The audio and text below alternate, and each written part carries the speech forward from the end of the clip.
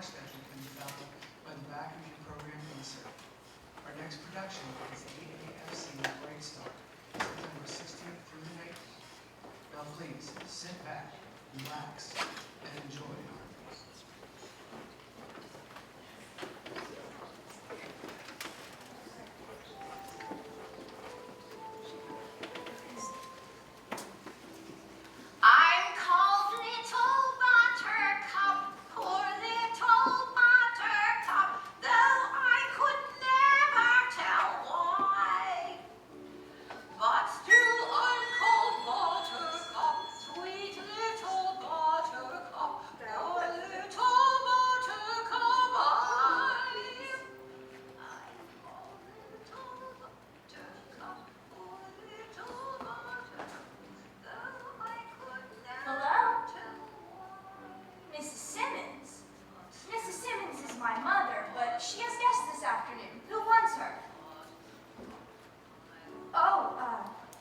Just a minute. Hang on just a moment.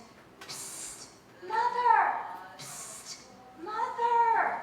Oh, yes, dear. Telephone. Oh, no, dear, not with all of them in there. Say that I'm busy. But, Mother, it's the society editor for the evening news beat. The society editor, she's very important. Good afternoon, Mrs. Ellaby. Oh, yes, this is Nita Simmons. A tea and a reception for the members of the Wednesday Forum. You might say a program tea. It was my mother, you know, the late Marcella P. Dowd, pioneer cultural leader who came here by way of Ox Team as a child, and she founded the Wednesday Forum. Myrtle, how many would you say? 75, say 100. 75. Miss Tewksbury is the soloist, accompanied by Wilda McCurry, accompanist. Mother, Miss Tewksbury's almost finished with her number. She'll do an encore. But what if they don't give her a lot of applause? I've known her for years. She'll do an encore. You may say that I am assisted in entertaining by my daughter, Miss Myrtle May Simmons. Myrtle, what color would you say that is? Rancho Rose, they told me. Miss Myrtle May Simmons looks charming in a modest Rancho Rose tone crepe picked up with the girdle with a touch of magenta on emerald. Oh, Miss Ellaby, I just so wish you could see her. Mother, Miss Tewksbury's almost finished, and where's the cateress? Everything is ready. As soon as she's done singing, we will open the dining room doors and begin pouring. Now, Miss Ellaby, the parlors and the halls are festooned with smilac. Yes, festooned. Oh, that's right. Oh, Miss Ellaby, I know this is the first party we've had in years, but there are reasons that I don't want put in the paper. Well, we all have our troubles, Miss Ellaby. Oh, the guest list, yes. Mother, come. Oh, forgive me, Miss Ellaby. I'll have to call you later.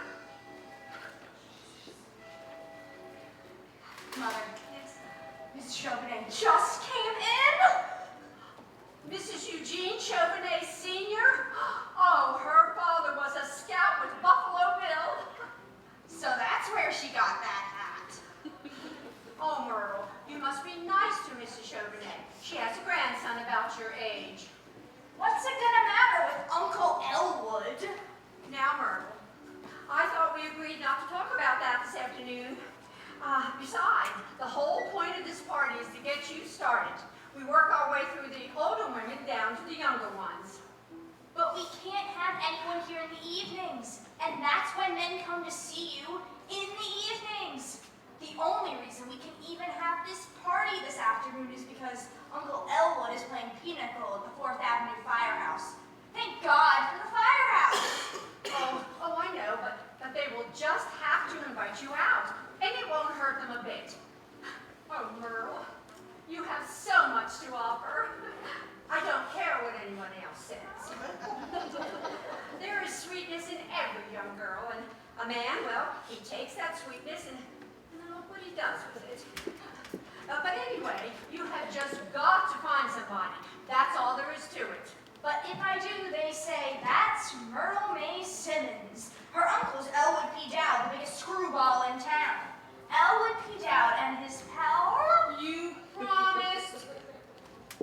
All right, let's get them into the dining room. Now, when you welcome the members in and you start your little speech, to your grandmother, remember to do this. And then afterwards, I mention my Uncle Elwood and say a few words about his pal Harvey. Damn Harvey! That's right, Myrtle. Say it loud enough so everyone in the Wednesday Forum can hear you. You said that name, you promised you wouldn't say, and you said it. I'm sorry, Mother, but how do you know Uncle Elwood won't come home and start introducing Harvey to everybody? That is unkind, Myrtle. Elwood is my biggest heartache, and even though people say he is peculiar, he is still my brother, and he won't be home this afternoon. Are you sure? Yes, I'm sure. Oh, Mother, why can't we live like other people? Must I remind you again that Elwood does not live with us, we live with him. Live with him and Harvey? Did Grandmother know about Harvey? Well, I've often wondered that, and she never told me if she did. Why did she have to leave all her property to Uncle Elwood? Well, I suppose it's because she died in his arms. People are sentimental about things like that. Mother, you always say that, and it never makes any sense. She couldn't have made her will out after she died, could she? Oh, Myrtle, don't be didactic. It's unbecoming in a young woman, and men loathe it. Now, don't forget to wave your hands. I'll do my best. Oh, Miss Tewksbury's voice is certainly fading. Oh, but not fast enough. Oh, lovely. Hello, Miss Lovely. Tewksbury.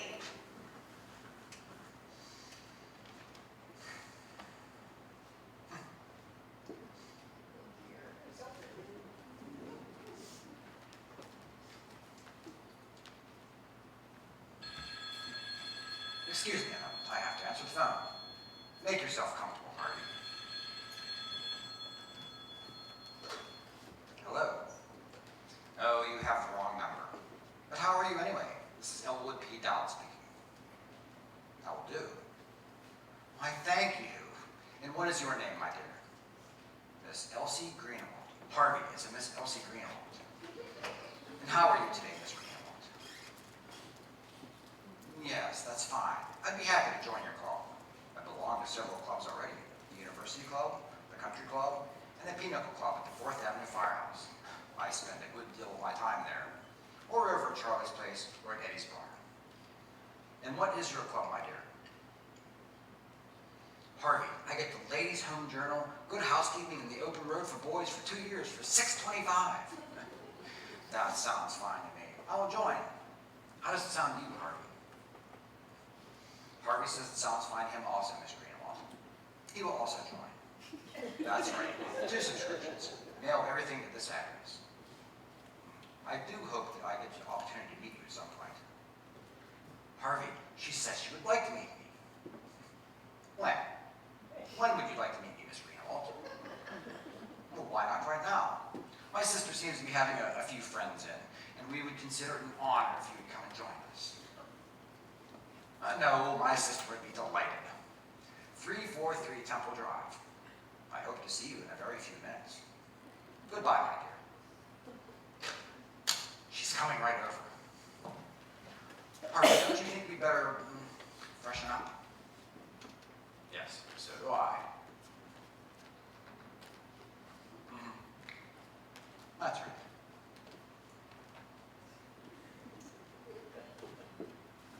Oh, I can't seem to remember where I put that guest list. I must read it to Mrs. Ellaby. Oh, have you seen it, Miss Johnson? No, I haven't, Mrs. Simpson. Would you look on my dresser? Mother, Mrs. Chauvenet, she's asking for you. Here's Mother, Mrs. Chauvenet. Here she is. Oh, Miss Simmons, I thought you were dead. No. I'm very much alive, thank you. And this grown-up girl must be your daughter. I've known you since you were a baby. I know. What's your name, dear? two sisters of her father. He's dead. That's what has you confused. Where's Elwood? Oh, he's not here, and I thought, okay. Elwood's not here? No. Well, shame on him. That was the only reason I came. I wanted to see Elwood. Do you realize, Vida, it's been years since I've seen Elwood? No, but where does the time go? Why, I just don't understand it. As I was saying to Mr. Chauvenet just the other day, what on earth has happened to Elwood Dowd? Why, he never comes to any of the club dances. I haven't seen him at a horse show in years. Tell me, Vida, Peter. is Elwood seeing anyone these days? Oh, yes, Aunt Ethel. He sees somebody. Oh, yes. Your Uncle Elwood, child, is one of my favorite people. Always has been. Yes, I remember. Tell me, Vida, Peter. is Elwood happy? Oh, Elwood's happy. Aunt Ethel, you don't need to worry about Elwood. Oh, look. Mrs. Frank Cummins has just came in. Don't you want to speak to her? My, doesn't she look ghastly? Hasn't she failed, though? Well, if you think she looks badly, you should see him. Is that so? I must have them over. Oh, she looks frightful. I thought she was dead. No. Well, now, what about some tea, Vega? Oh, yes, forgive me. If you certainly will let me precede you. Oh, yes.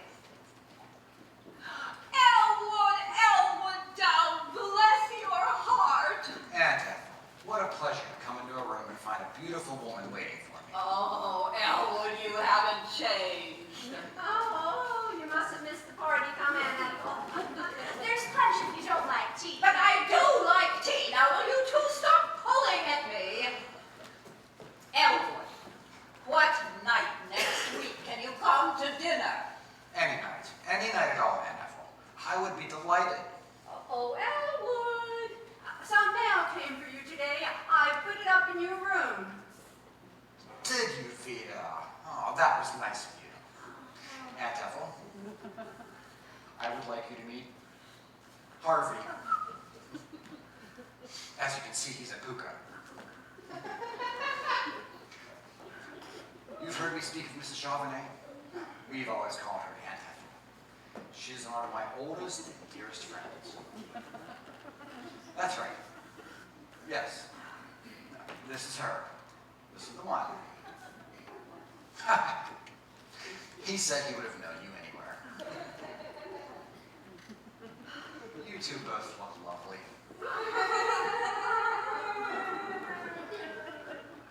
Well, come along, Harvey. We must say hello to all of our friends. If you'll excuse me for one moment, Aunt Ethel. What? You're standing in his way. Whoa! Come along, Harvey. Oh, oh.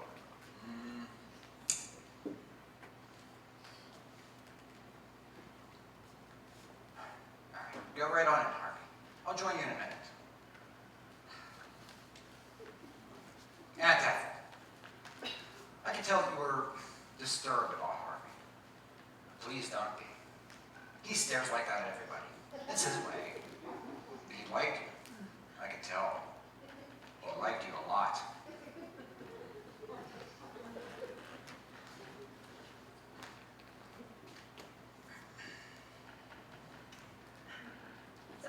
Some tea, perhaps. Not right now. I think I'll be running along. Oh, I'm so sorry. I'll be talking to you soon.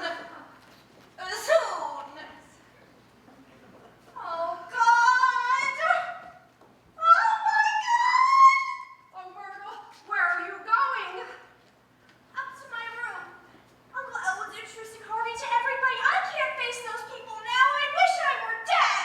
Oh, no, come back here. Stay with me. We'll get him out of there and upstairs to his room. I won't do it. I can't. Oh, now, Myrtle May, pretend I'm fixing your corsage. chat and keep looking, and when you catch his eye, and let me know. He always comes when I call him. Now then, do you see him yet? No, not yet. How do you do, Mrs. Cummings? Smile, can't you? Have you no pride? I'm smiling, and he's my own brother. Oh, Mother, people get run over by trucks every day. Why can't something like that happen to Uncle Elwood? Myrtle, I'm ashamed of you. This isn't your uncle's fault. Ouch, you're sticking me with that pin. That must be Miss Ellaby. Hello. Mrs. Cummings is leaving. Uncle Elwood must have told her what Harvey is. Oh, God. This is Mrs. Simmons. Should you come with the clothes you have on? Well, what have you on? Well, who is this? I do not know a Miss Greenawalt. Should you bring what? May I ask who invited you? Oh, Mr. Dowd. Well, I'm sorry, but there has certainly been some mistake.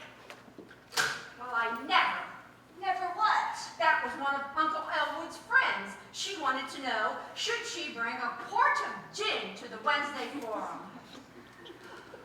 There he is. He's talking to Mrs. Halsey. Oh, is Harvey with him? What a thing to ask! How can I tell? Can anyone tell but Uncle Elwood? Oh, Elwood, could I see you a moment, dear? Now, Myrtle, this is the last time your uncle will disgrace us in this house. I'm going to do something I have never done before. Mother, just now when you said that this was not Uncle Elwood's fault, what did you mean? Because if it isn't his fault, then whose fault is it? Well, never you mind. I know whose fault it is. Now, hold your head up, smile, and go in there as though nothing has happened. You're no match for Uncle Elwood. Oh, you'll see. Mother's waiting for you. Oh, Elwood, dear, may I see you a moment? Certainly, sister. Excuse me, Harvey. Oh, Elwood, would you mind sitting here and waiting for me until the party is over? I have something I would like to talk to you about, and it's very important. Yes, sister. I happen to have a little free time right now, and you're welcome to all of it, Rita. Oh, do you want Harvey to wait too? Yes, I certainly do.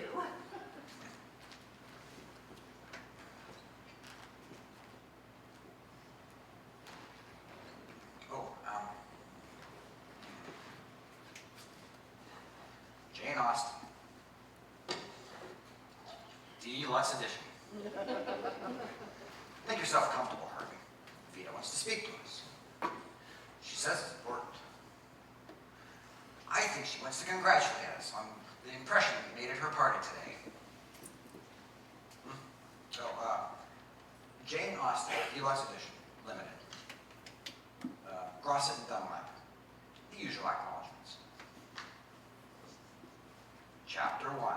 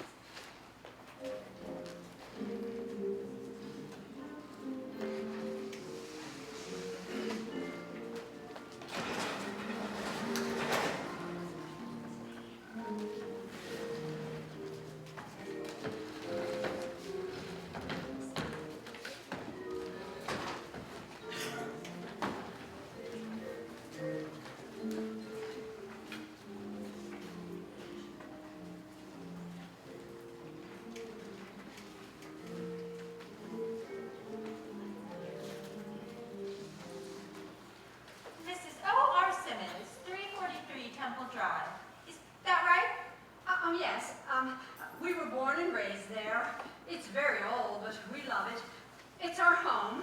And you wish to enter your brother here into the sanitarium for treatment? your brother's name? It's, Mrs. Simmons, what is your brother's name? oh, life isn't easy for any of us. I have to hold my head up and go on just the same.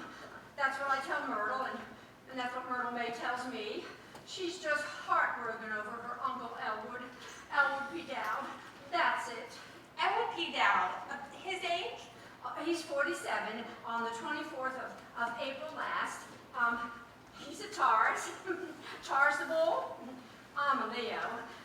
And Myrtle, she's on the cusp. 47.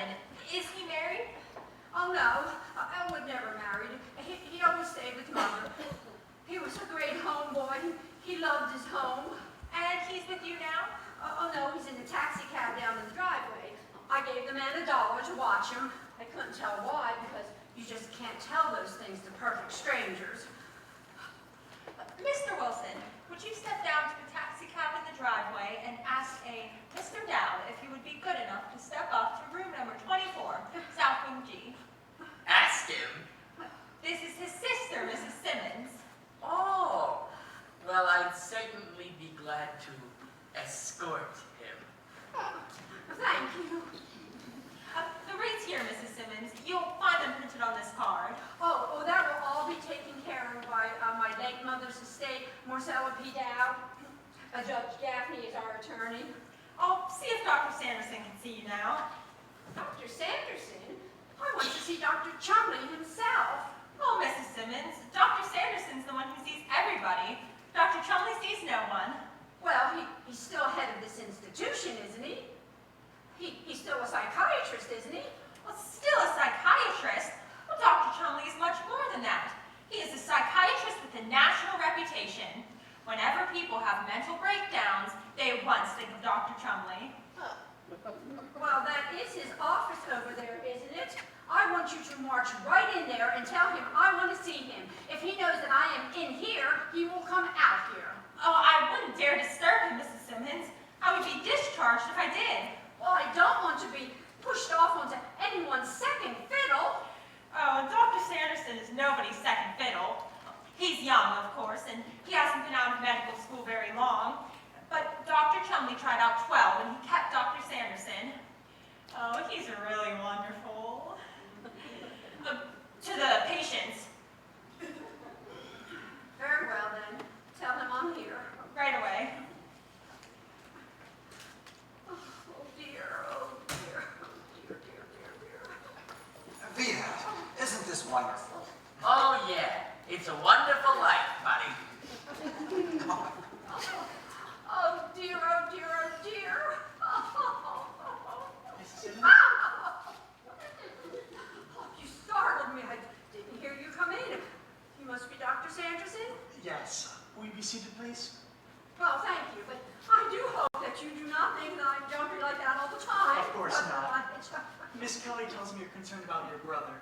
Dowd, is it Elwood P. Dowd? Yes, it's, this isn't easy for me, Doctor. Naturally. These types of things aren't usually easy for the families of patients. I understand. Well, you see, it's what Elwood is doing to himself, Doctor. That's the thing. I mean, Myrtle May has a right to nice friends. She's young and she has her whole life ahead of her, and, well, that's my daughter. Your daughter. How long has it been since you began to notice any peculiarities in your brother's actions? Well, I noticed them right away when, after Mother died, and Myrtle and I came back from Des Moines to live with Elwood.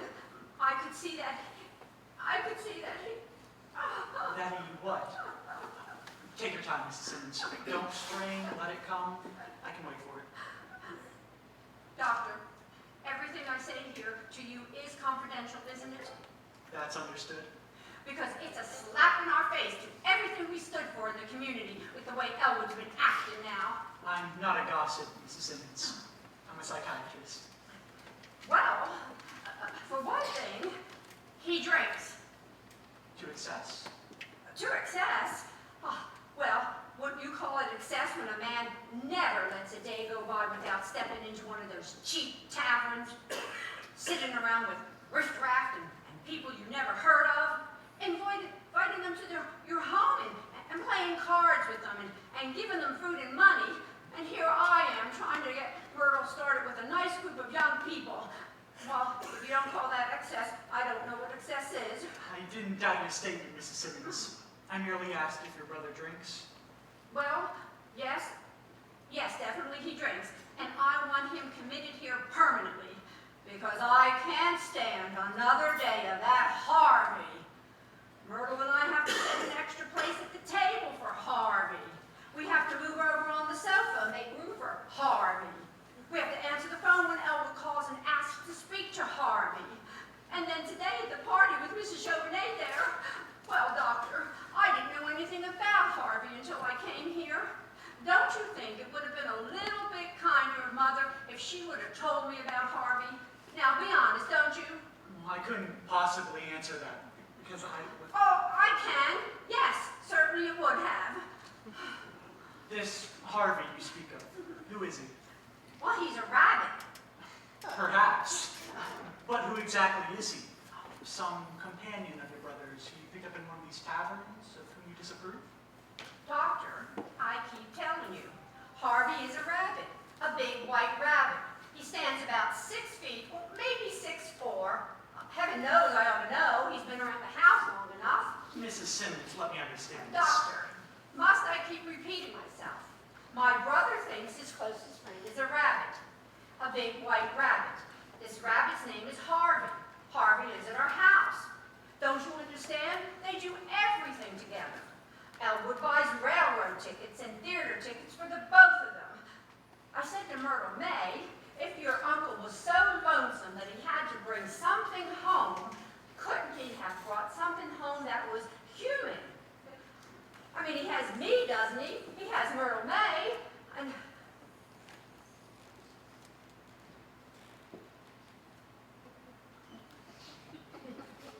Doctor, I'm going to tell you something I've never told anyone in the world before.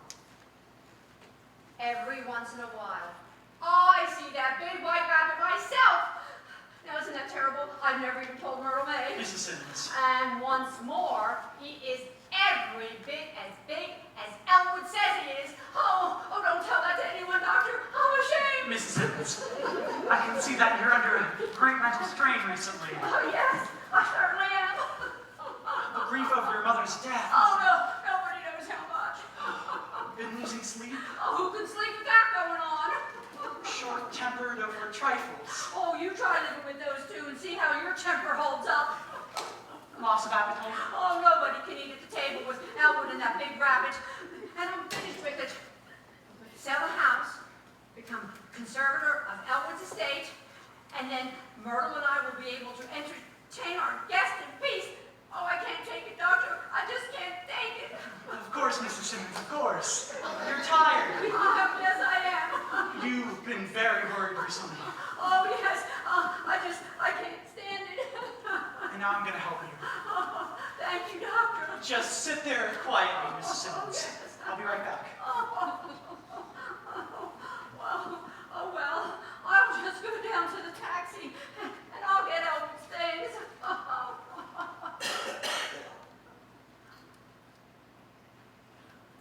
Why didn't someone answer the buzzer? I didn't hear you, Doctor. I rang and rang. Mrs. Simmons? Sound the alarm, Wilson. That poor woman must not be allowed to leave these grounds. Made with a getaway, huh, Doc? Her condition is serious. Go after her. I don't believe it. Main gate. Henry, Dr. Sanderson. Allow no one to pass through the main gate. We're looking for a patient. I shouldn't have left her alone. But no one answered the buzzer. Wilson was in South, Doctor. What have we available, Miss Kelly? Number 13, Upper West R is available, Doctor. Have her taken there immediately. I'll prescribe preliminary treatment. I have to speak with her brother.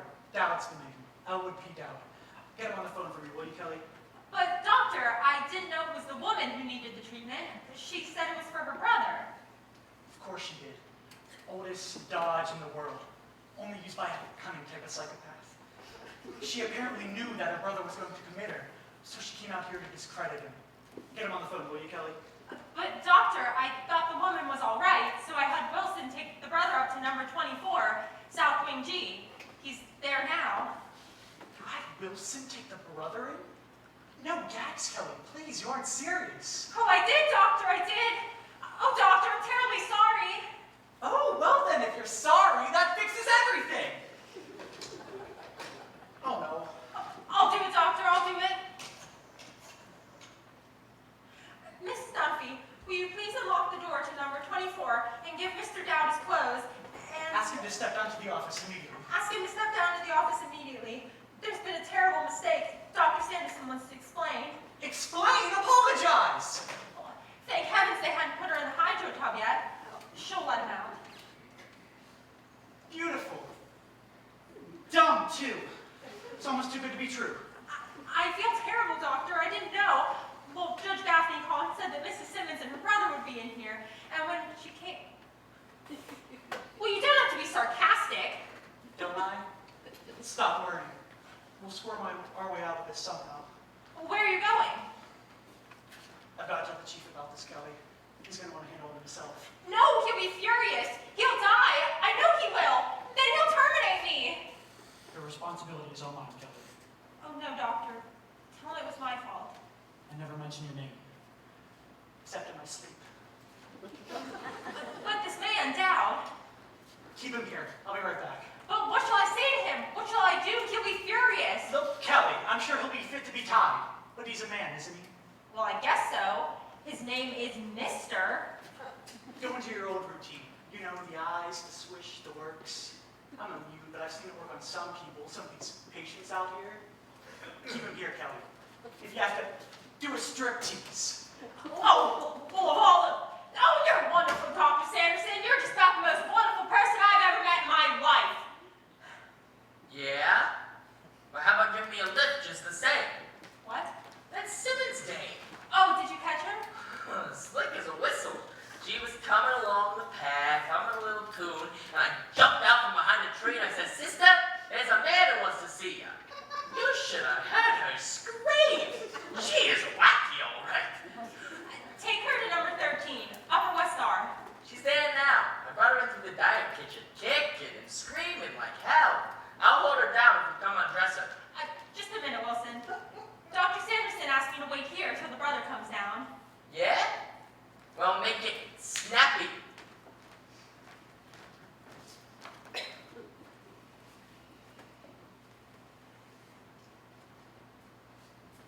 Oh, you're Mr. Dowd? Elwood P. I'm Miss Kelly. I'll have to give you one of my cards. If you should want to call me at this number.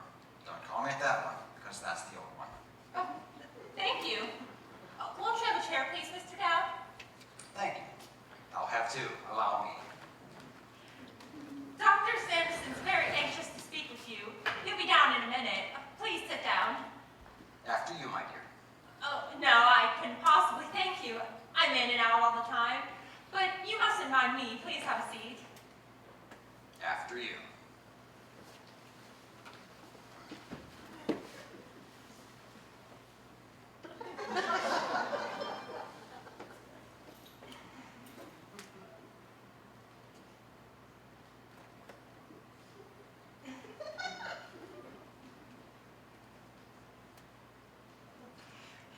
Could I get you a magazine to look at? I would much rather look at you if you don't mind, Miss Kelly. You are really very lovely. Oh, thank you. Some people don't seem to think so. Some people are blind. That is often brought to my attention. Now, Miss Kelly, I would like to have you meet Mr. Dowd? Elwood P. Let me give you one of my cards. If you should want to Mr. call Dowd, I'm Dr. Lyman Sanderson. I'm Dr. Chung's assistant out here. Well, good for you. I'm glad to meet you, Doctor. How are you today? That's going to depend on you, I'm afraid. Have a seat. You met Miss Kelly? Yes, I have. Not like both of you, be a very good friend of mine. Later on, be glad to. Won't you have a seat? Because first, After Miss Kelly. sit, Kelly.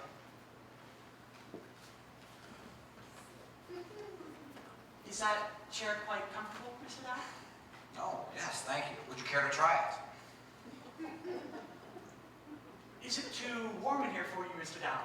Would you like me to open a window? Mr. Dowd, Dr. Sanderson wants to know if you should open a window. Well, Well, that's entirely up to him. I wouldn't presume to live his life for him.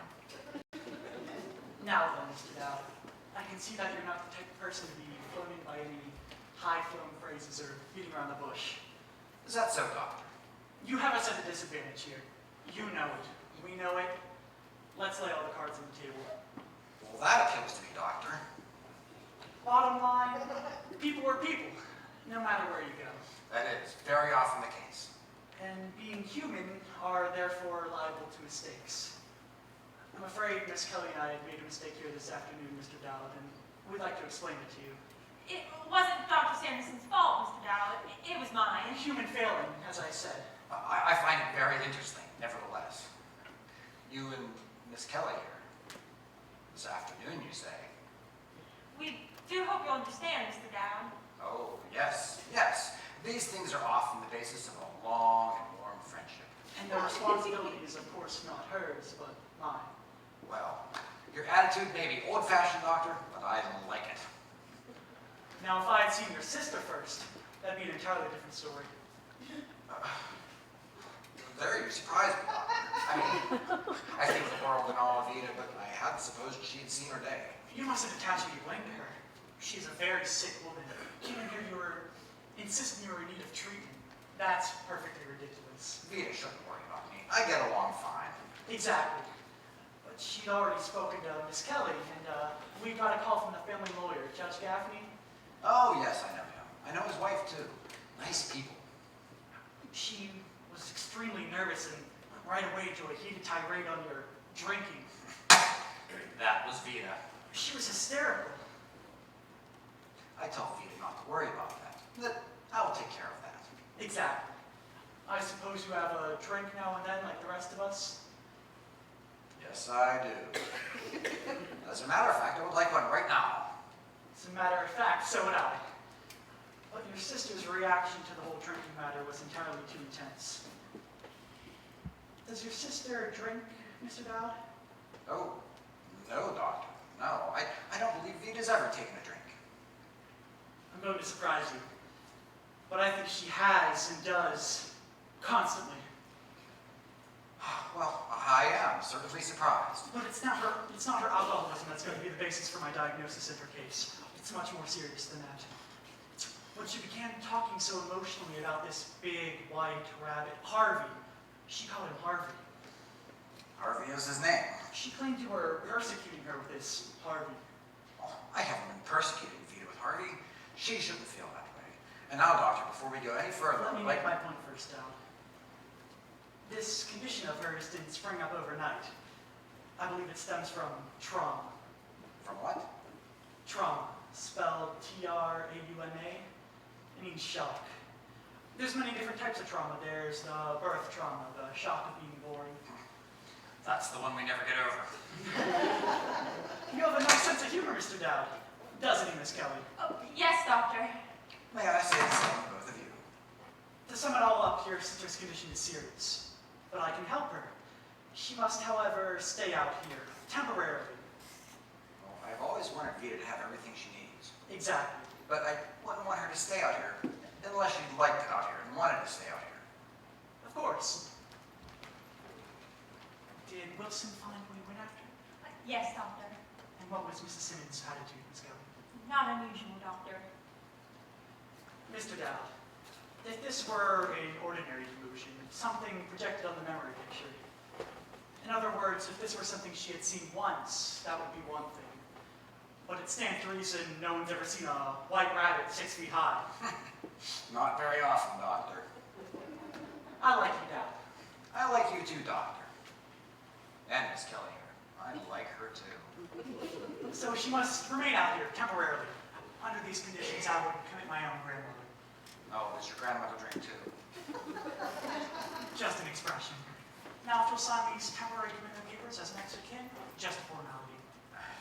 You'd better have Vida do that, Doctor. She does all the signing and managing for the family. She's good at it. You can't bother her now. Well, perhaps I'd better talk it over with Judge Gaffney. Tell them all about it later. You can even tell my advisement. Besides, it's not like you couldn't come in here any moment and make inquiries. Glad to have this talk with you. When can we have you back? Wednesday, Friday? Well, You and Miss Kelly have been so pleasant, I could come back right after dinner, about an hour. Well, we're pretty busy around here, but I'm sure I can work. Actually, I don't even have to leave now. I'm not very hungry. Miss Kelly and I have to get on upstairs now. Plenty of work to do. But I'll tell you what you might like to do. What might I like to do? We don't usually do this, but just to make sure that in your mind your sister's in good hands, why don't you look around you? If you go through that door and turn right past the stairwell, you'll find the observational laboratory, and past that, conservatory, the library, and the dining kitchen. Well, for Vita's sake, I believe I'd better do that, Doctor. Very well then. It's been nice to have this little chat with you, Mr. Dowd. It's been very nice meeting you too, Doctor. You and Miss Kelly. And may I say that for a layman, you show an unusually acute perception into psychiatric problems. Is that a fact? I didn't think I knew anything about it. Nobody does, do you think? Well, the good psychiatrist is not found under every bush. You have to pick the right bush. Well, since we've all seemed to have gotten along so well, let's keep right on. I'd like to invite you to come down with me now to Charlie's place and have a drink. Well, we're on the clock. Some other time, give us a rain check. Be glad to. When? When would you be glad to? I couldn't possibly say now. Miss Kelly and I don't get off until 10 o'clock at night. Let us go to Charlie's place at 10 o'clock tonight. Well, And you, Miss Kelly? Dr. Chumley doesn't approve of members of the staff fraternizing. But since you've been so understanding, I think we can manage it. I will pick you up tonight at 10 o'clock in a taxi, and the four of us will have a wonderful evening together. I want both of you to become friends with a very dear friend of mine. You said later on, so later on it will be. Goodbye now.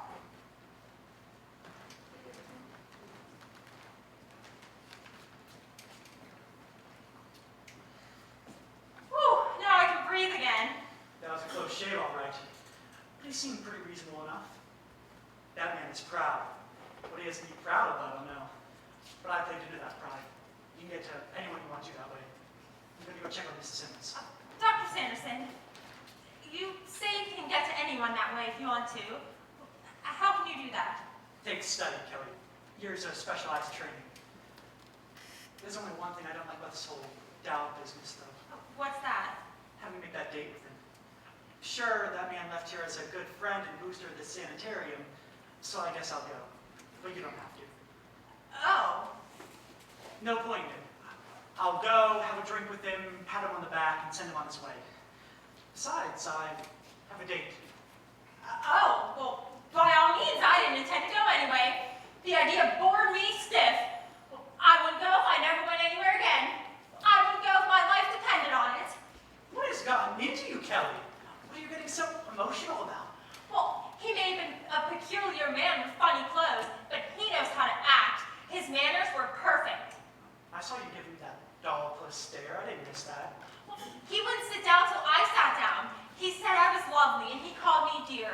Well, I would go have a drink with him if you weren't going. Sure you would. And look at him. All he does is sit around bars. He doesn't work. All that corny bowing and getting up out of his seat every time a woman makes a move. He's as outdated as a cast iron deer.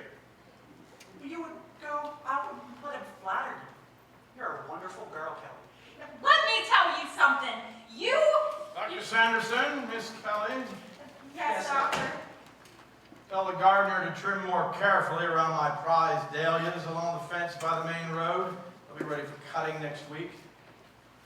Now, this situation with the woman who sees the large white rabbit, has it been smoothed over? Yes, doctor. I spoke to Mr. Dowd. He was quite reasonable. I've had many patients over the years who claim to see animals, but never one quite so large before. Yet, doctor, she called him Harvey. Harvey, unusual name for an animal. Harvey is a man's name. Known many men over the years with the name of Harvey, but never an animal whatsoever. This case has an interesting phase, Doctor. Yes, doctor. I will now accompany you upstairs to check in on this woman. Perhaps we can use my formula 977 on her, and I will assist you in your diagnosis. Thank you, doctor. And now, may I ask, whose hat and coat is this on the table? I don't know, doctor. Do you know Miss Kelly? Was it Dowd's? No, doctor. Dowd had his hat on.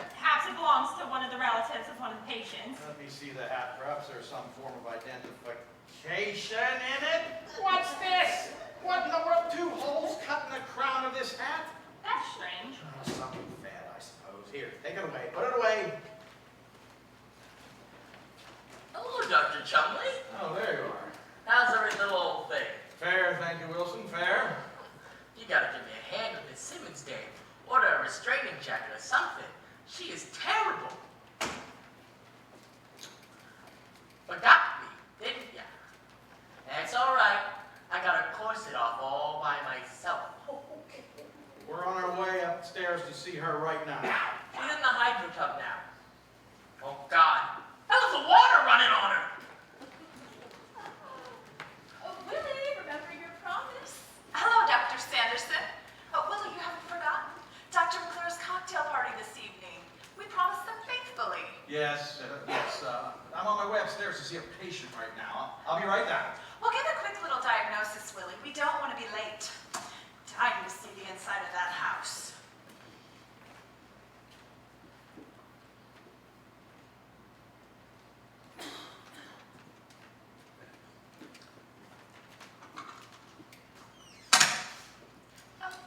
Good evening. Oh, good evening. I'm Mrs. Chumley, Dr. Chumley's wife. I am happy to know that. Dowell is my name. Elwood P. Let me give you one of my cards. If you should want to call me at this number. Don't call me at that one, because that's the old one. Oh, thank you. Can I help you with something? What did you have in mind? It just seems that you're looking for someone. Yes, I am looking for Harvey. I went off without him. Harvey, is he a patient here? Oh, no, nothing like that. He works here then? No, he is what you would call my best friend. He is also a buka. Oh. He came out here this afternoon with me and Vito. Well, where was he when you last saw him? Oh, he was sitting in that chair with his hat and his coat on the table. I don't see any coat or hat here. Perhaps he left. Apparently. I don't see him anywhere. What was that thing you said? A puka? Yes, that's it. Is that something new? Oh, no. As I understand it, it's something very old. Oh, really? It's just that I've never heard of it before. I'm not too surprised at that. I hadn't either until I met him. I do hope you get the opportunity to meet him. I'm sure he'd be quite taken with you. Oh, really? Well, that's very nice of you to say, I'm sure. Not at all. When Harvey takes a liking to somebody, he expresses himself very definitely. If he's not particularly interested, he just sits there like an empty chair or an empty space on the floor.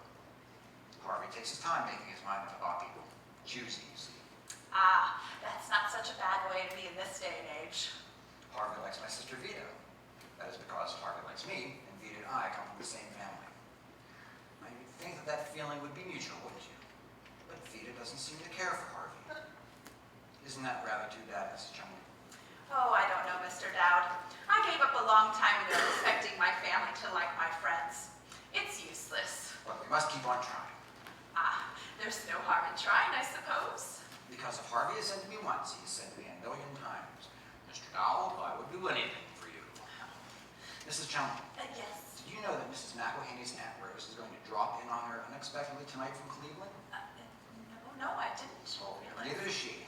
That kind of puts you in the same boat, doesn't it? Oh, but I don't know, Mrs. McElhaney. She lives next door to us. She is a wonderful woman. Harvey told me about her Aunt Rose. That's interesting little news item. You're free to pass it around. Oh, I don't know. Mrs. Chumley, won't you accompany me now downtown and have a drink with me? Oh, that's very nice of you. Thank you so much. But I'm waiting for Dr. Chumley to come back. And if he found me missing, he'd be liable to raise, he would be irritated. Oh, well, we wouldn't want that, would we? Some of the time, maybe. I'll tell you what I could do, however. What could you do, however? I'm interested. Well, if your friend returns, I could give him a message for you. Oh, would you do that? I would certainly appreciate it. Oh, it's no trouble at all. I could write it on the back of this card. Now, what would you like me to tell him if he comes back and I'm still here? Ask him to meet me downtown, if he has no other plans. Meet Mr. Dowd downtown. Any particular place downtown? He knows where. Harvey knows this town like a book. Harvey, you know where. Harvey what? Just Harvey. I'll tell you what. What? The doctor and I are going downtown to 12th and Monview. Dr. McClure's having a cocktail party this evening. A cocktail party. 12th and Monview. Yes, we'll be leaving shortly. We could give your friend a lift into town. I would hate to oppose, but I would certainly appreciate that. Oh, it's no trouble at all. Dr. McClure is having this party for his sister from Wichita. I I didn't know Dr. McClure had a sister from Wichita. You know Dr. McClure? No. But, Are you sure you can't accompany me downtown for a drink? oh, I wish I could, but I really can't. Thank you. Some other time, perhaps. Yes, thank you. It's been very nice to meet you. I hope to meet you again. So do I. Goodbye, my dear. Oh, you can't miss Harvey. He's very tall. Like this.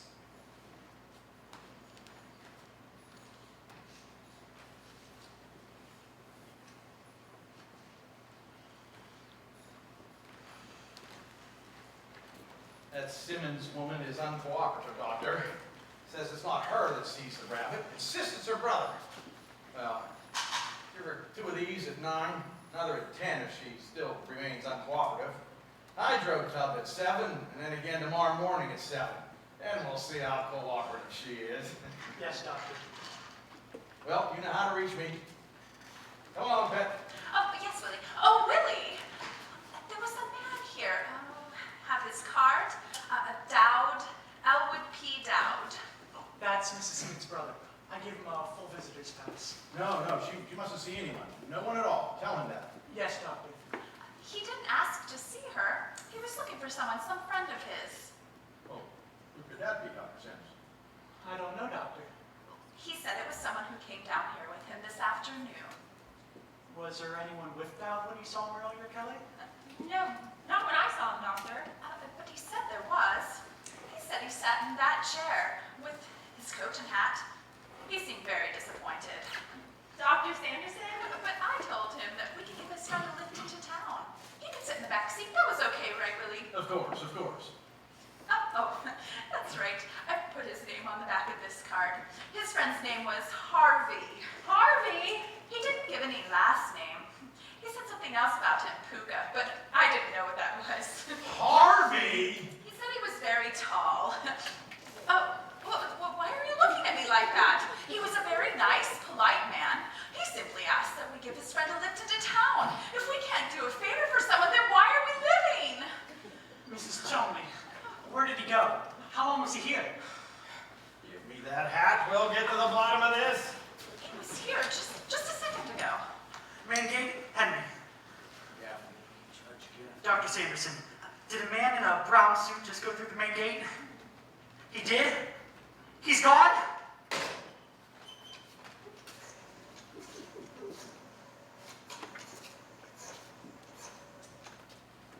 Hello, Judge Gaffney. This is Dr. William Chumley, the psychiatrist. Yes, I'm calling out there to get some routine information before we enter it into our records. You telephoned out here earlier today about having a client of yours committed. What is the correct spelling of that name, please? With a W, not a U. Mr. Elwood P. Dowd. Thank you very much, Judge.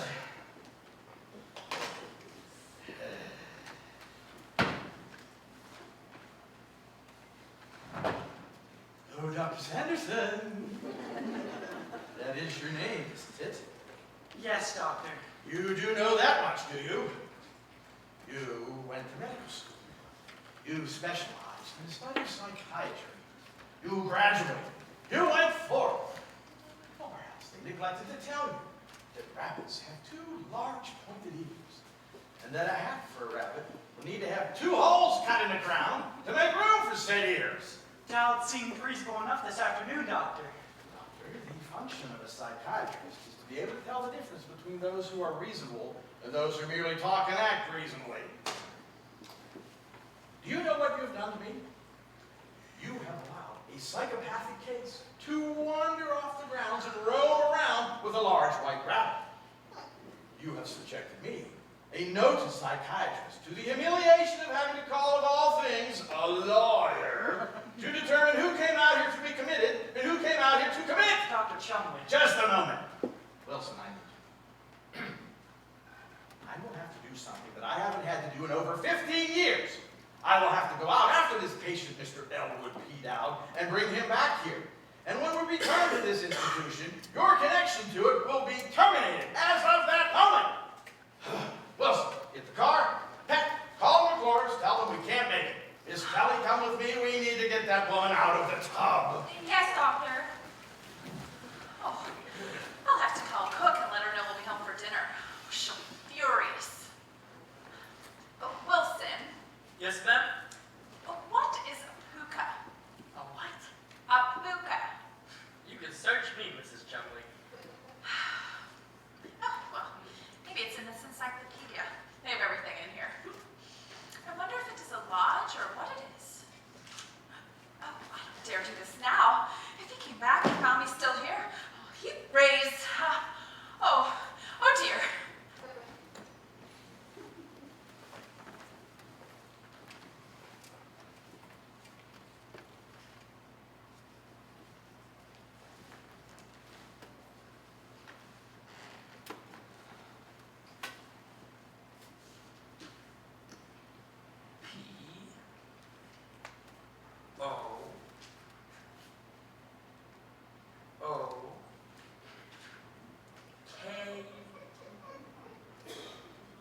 P-O-O-K-A. Puka. From old Celtic mythology, a fairy spirit in animal form, always very large. The puka appears here and then, now and then, and this one and that one, and his own caprice. A wise but mischievous creature, very fond of rum pots, crack pots, and how are you, Mr. Wilson?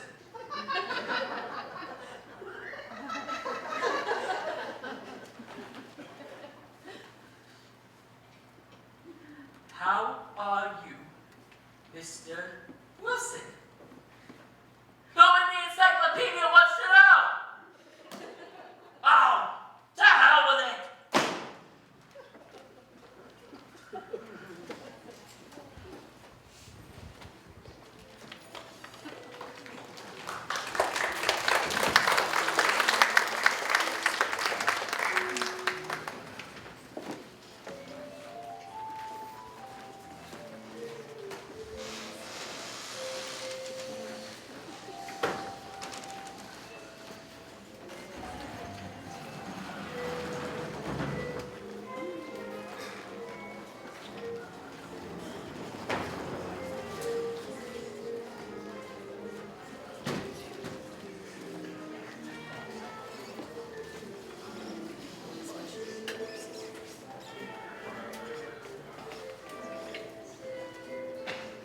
That's right. The stairs at the end of the hall. It leads to the 3rd floor. Go on up. I'll be with you in a minute. Judge Gaffney to see Miss Simmons. Well, where is she? Where is who? Whom do you mean, Judge Gaffney? Sit down, won't you? Where is your mother? Where's Vita Louise? Why, Judge, you know where she is. She went out to the sanitarium with Uncle Elwood. I know, but why did she call me at the club with all this hysteria? She was carrying on something fierce. Mother, carrying on? What about? I don't know. She was hysterical. Well, that's strange. She took Uncle Elwood out to the sanitarium. All she had to do was put him in. Did you find it? I'll be with you in a minute. They found it. Who? Found what? What are you talking about? When Mother and Uncle Elwood left this afternoon, I went over to the real estate office to put the house on the market. And what do you think I found there? I'm not a quiz kid. There was a man there who was looking for an old house just like this one to cut up into buffet apartments. He's going through it now. Now see here, Virgo May, this house does not belong to you. It belongs to your Uncle Elwood. But now that Elwood is locked up, Mother controls the property, doesn't she? Where is your mother? Where is Vita Louise? I told you, Judge. She went out to Chumley's Rest to tell them about Harvey and put Uncle Elwood in. But why did she call me in the club in the middle of a game and scream about me coming out here about something important? I don't know. I simply don't know. Have you got the deed to this house? Well, certainly. It's in my safe. You know, I feel pretty bad about this thing of locking Elwood up. Mother and I will be able to take a long trip now. Out to Pasadena. I always liked that boy. He could have been anything, done anything. He could have made a place for himself in the community. And all he did was get a big rabbit. He had everything. He had personality. He had brains, friends. Men liked him. Women liked him. I liked him. Judge, do you mean to tell me that once Uncle Elwood was like other men, that women actually liked him? I mean, in that way. Well, sure, but that was before he got this big white rabbit. They did once. Once that mailbox of your grandmother's was full of those little blue scented envelopes, all for Elwood. I can't believe it. But there was always something different about him. I do not doubt that. Yeah, any sudden change in plans he took really calmly. I used to admire it, but I should have been suspicious. Take a normal man. He looks up and sees a big white rabbit looking at him. He's going to do something about it. But not Elwood, no. He took that calmly too. You see where that got him? You don't dream how overboard he's gone on this rabbit. He's had that rabbit to my office many's the time. I may be old, but I don't miss much. What is that noise? The prospective buyer on the 3rd floor. Oh, Mother! Judge? Rita, Louise, what's wrong, girl? I never thought I'd see you. Take a look, Judge. This is what's going on so fast. Everything's working. Take a seat. You want some tea? Get her some tea. Get her some tea. You want your key, the coat off? Get her coat off. Oh, leave me alone. Just let me sit here and get my breath. Let her get her breath, Judge! Let me sit here a few minutes and then get me upstairs to my own bed where I can let go. What happened, Mother? Omar, you've got to sue them. They put me in and they let Elwood out. What's this? Mother! Just look at my hair. What happened? What did you say? What did you do? You must have done something. I didn't do one thing. I simply told them about Elwood and Harvey. But how did this happen to you? I don't understand. Well, I told him about Elwood, and then I went down to the taxi to get his things. As I was walking along the path, this awful man jumped out. He was a white slaver. I know he was. He had on an all-white suit. That's how they advertise. Man, what did he do, Mother? What did he do? Well, what did he do? He took hold of me and he took me in there and then he... Go on, Rita, Louise, go on. Oh, poor Mother. Was he a young man, or... Myrtle, May, perhaps you ought to leave the room. Now, I should say not. Go on, Mother. Well, he took me in there and he took me up there and then he tore all my clothes off. Did you hear that, Judge? Well, go on, Mother. And then he sat me down in this tub of water. Oh, for heaven's sakes. Well, I always knew that what you were showed on your face.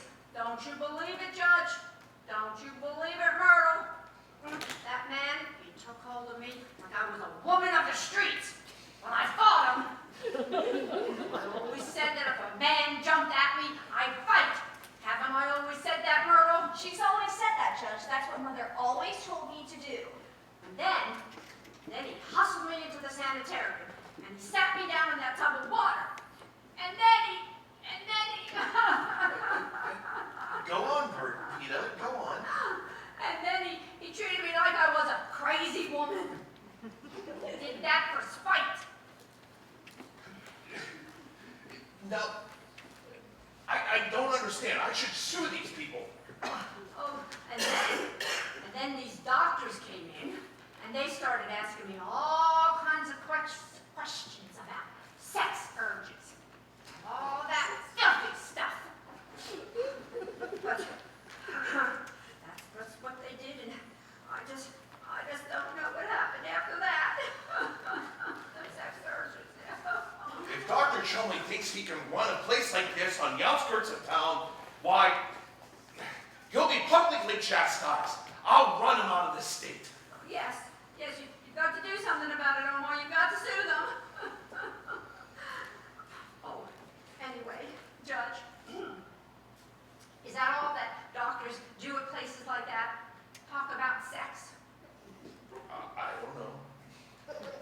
Well, if they do, they ought to be ashamed of themselves. I mean, it's all in their heads anyway. They ought to just go out for long walks in the fresh air. Judge Gaffney used to walk everywhere for years. Thank you, Judge. The thing I need to do is take some notes here. Now, you said the doctors came up to see you. It was Dr. Chumley and what was the other doctor's name? Dr. Sanderson. But Judge, don't pay attention to anything that he told you. He's a liar. Close set eyes. They're always liars. Besides, I told him something in the strictest confidence, and he grabbed it. What did you tell him, Mother? Oh, what difference does it make? I don't want to talk about it. I just want to forget it. Anything you told Dr. Sanderson, you can tell us. She's your daughter. I'm your lawyer. I know which is which. I just want to sue them, then I want to go to my own bed. Mother, this is the important thing anyway. Where is Uncle Elwood? I should have known better than to try to do something about him. Something always protects him. That awful puka. Where is Uncle Elwood? Answer me! I don't know. They let him go. They're not interested in men at places like that. Oh, don't look so naive, Myrtle. What's that noise? I found a buyer for the house. What? Look, Mother, we've got to find Uncle Elwood. No matter who jumped at you, we've still got to lock up Uncle Elwood. I don't know where he is. Judge, next time you take him out there. Oh, wait till Elwood finds out what they did to me. He won't stand for it. Judge, you've got to sue them. Miss Johnson! Myrtle, I hope that never, never in your life does a man pull all your clothes off of you and set you down in a tub of water.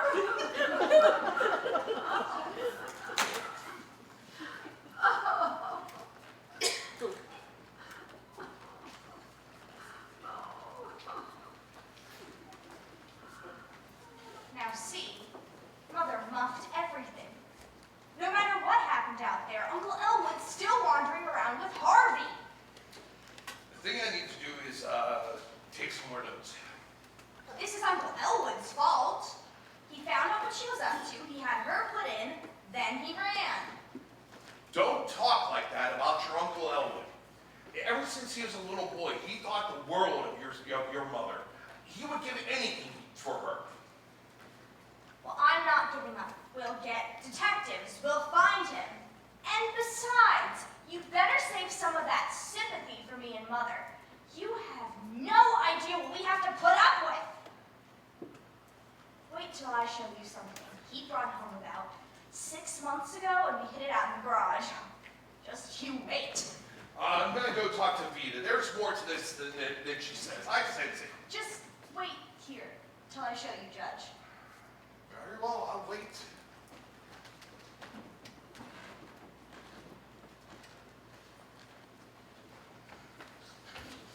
Okay. See here? What's this? The crackpot with the rabbit. Is he here? No. And who, may I ask, are you? Not here, Dr. Chumley. All right. Dr. Chumley's coming in anyway. What's your name? Dr. Chumley, huh? Well. Have I got something to say to him? What's your name? Let's have it. Judge Gaffney. Where's Chumley? The reason I ask your name is the doctor always likes to know who he's talking to. Doctor, this guy says his name is Judge Gaffney. Well, Chumley. Good evening, Judge. Let's not waste time. Has he been here? Who? Elwood? No. But see here. Sure he ain't been here? He's wise. If he's hiding, it's gonna be a hard job to smoke him out. It'll be more difficult for sure. They're sly, they're tricky, but I get them. I always do. You got that list of places we've been to, Wilson? Got it right here. Read it. We've been to 17 bars. Been to Eddie's place, Charlie's place, Bessie's Barn Dance, the 9th Avenue Firehouse, the 11th, 12th, and 10th Avenue firehouses, just to make sure. The Union Station, the grain elevator. Why does this guy go to the grain elevator? The foreman is a friend of his. He has many friends, many places. Now, the reason we came out here is to ask Mrs. Simmons if she can think of any other place we could look for him. Dr. Chumley, I must inform you that Mrs. Simmons has retained me to file suit against you. What? For what happened to her at the sanitarium this afternoon. A suit? And while we're on the subject, Well, that's pretty, ain't it, Doctor? After we dragged ourselves all over town looking for this guy. What happened this afternoon was an unfortunate mistake. I've discharged my assistant who made it, and I'm prepared to take charge of this man's case personally. It interests me. And my interest in the case is something no amount of money can buy. You can ask any of them. but this business is sound. Water over the dam. This is how I see this thing. I see it this way. I've got to find this man, Elwood P. Dowd, and take him out to the sanitarium where he belongs. That's right, Judge. That's just what I think. Allow me to introduce Miss Myrtle May Simmons, Mr. Dowd's niece, Mrs. Simmons' daughter. How do you do, Dr. Chumley? How do you do, Miss Simmons? Hello? Myrtle? What? Oh, Now then, may I please speak to Mrs. Simmons? Mother won't come down, Doctor. I know she won't. You try and get Mother to talk to him, Judge? Now see here, your mother was manhandled, God knows what else. This man's approach was not professional, it was personal. Wilson, this is a serious charge. I've been with you for 10 years, Dr. Chumley. You're really gonna take the word of... What's his name again? Gaffney, Judge Omar Gaffney. Thanks. This old blister gaffney over... Blister! Me and a dame who sees a rabbit. She isn't the one that sees a rabbit, it's her brother. Yes, it's Uncle Elwood. Doctor, if you'll come with me. Of course, Judge. Just a moment. Wilson, I have a situation here. Wait for me. Okay, Doctor.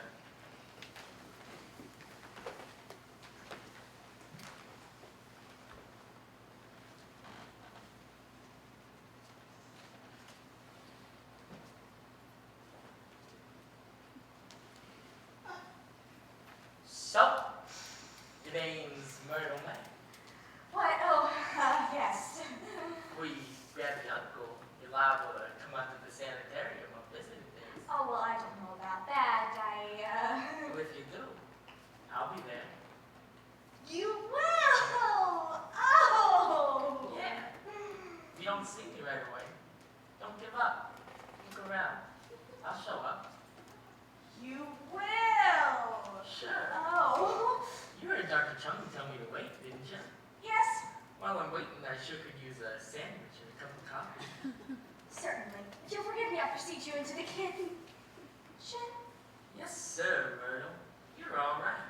What? Dr. Chumley noticed it right away. You don't miss a trick. Tell you something else, Myrtle?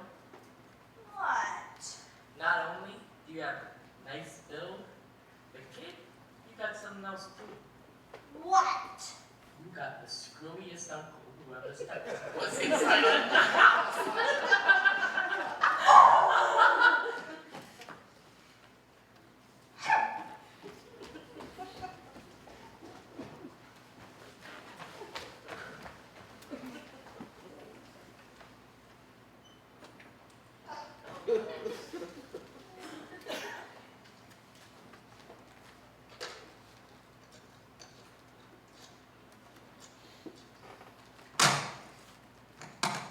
Oh, Chumley's rest?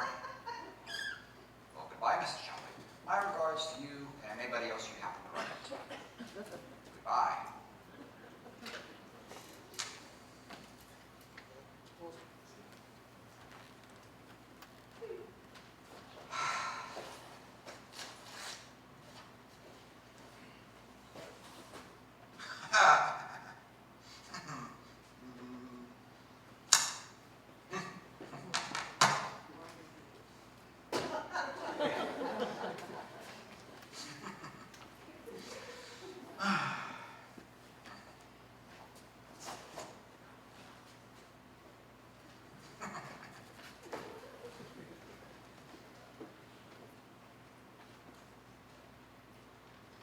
you might as well go home, Doctor. I'm suing you $50,000, and that's fine.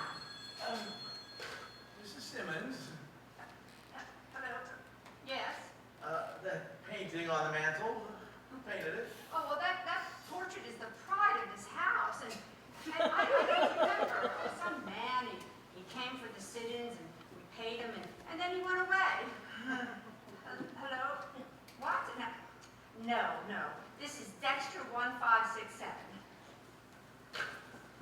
Well, I suppose if you have the money to pay people, you can get them to do anything. Dr. Chumley, do you remember what I said to you when you took me out of that tub of water at your place? You expressed yourself. I don't remember the words. I said, Dr. Chumley, this is belated civility.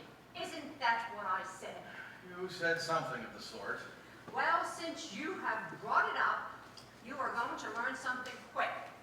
I took a course in art this winter, and the difference between a fine oil painting and a mechanical thing such as a photograph is simply this.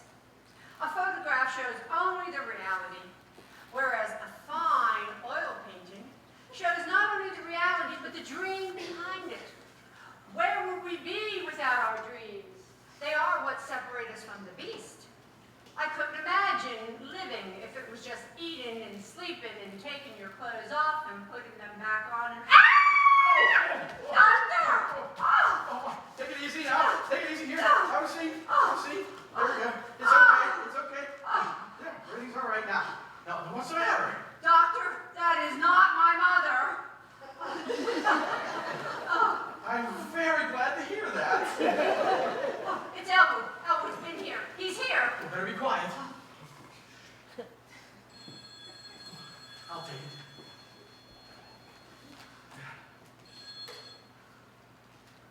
Hello? Yes? Yes? Who is this? It's him, Mrs. Simmons. It's your brother. Oh, let me speak to him. Don't tell him I'm here. Act casual. Hello, Elwood, dear. Yes, where are you? Oh, just a minute. He won't say where he is, but he wants to know if Harvey is here. Tell him Harvey is here. But he isn't. But tell him. Maybe that will bring him here. Humor him. We have to humor him. Hello.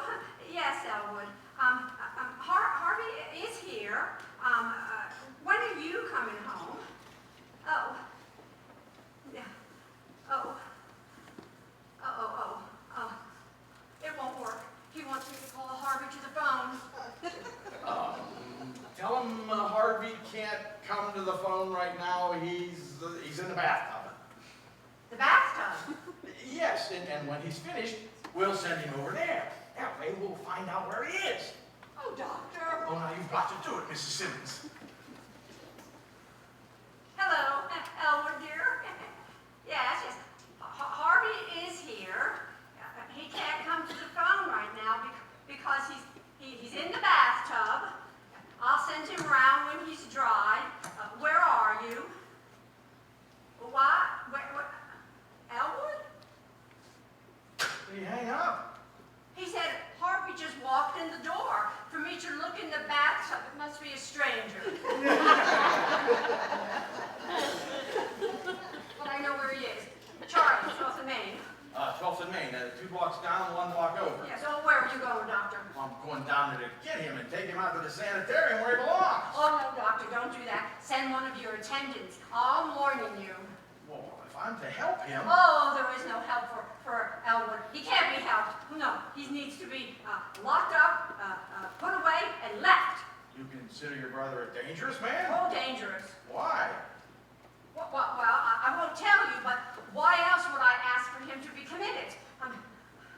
Oh, I must observe this man.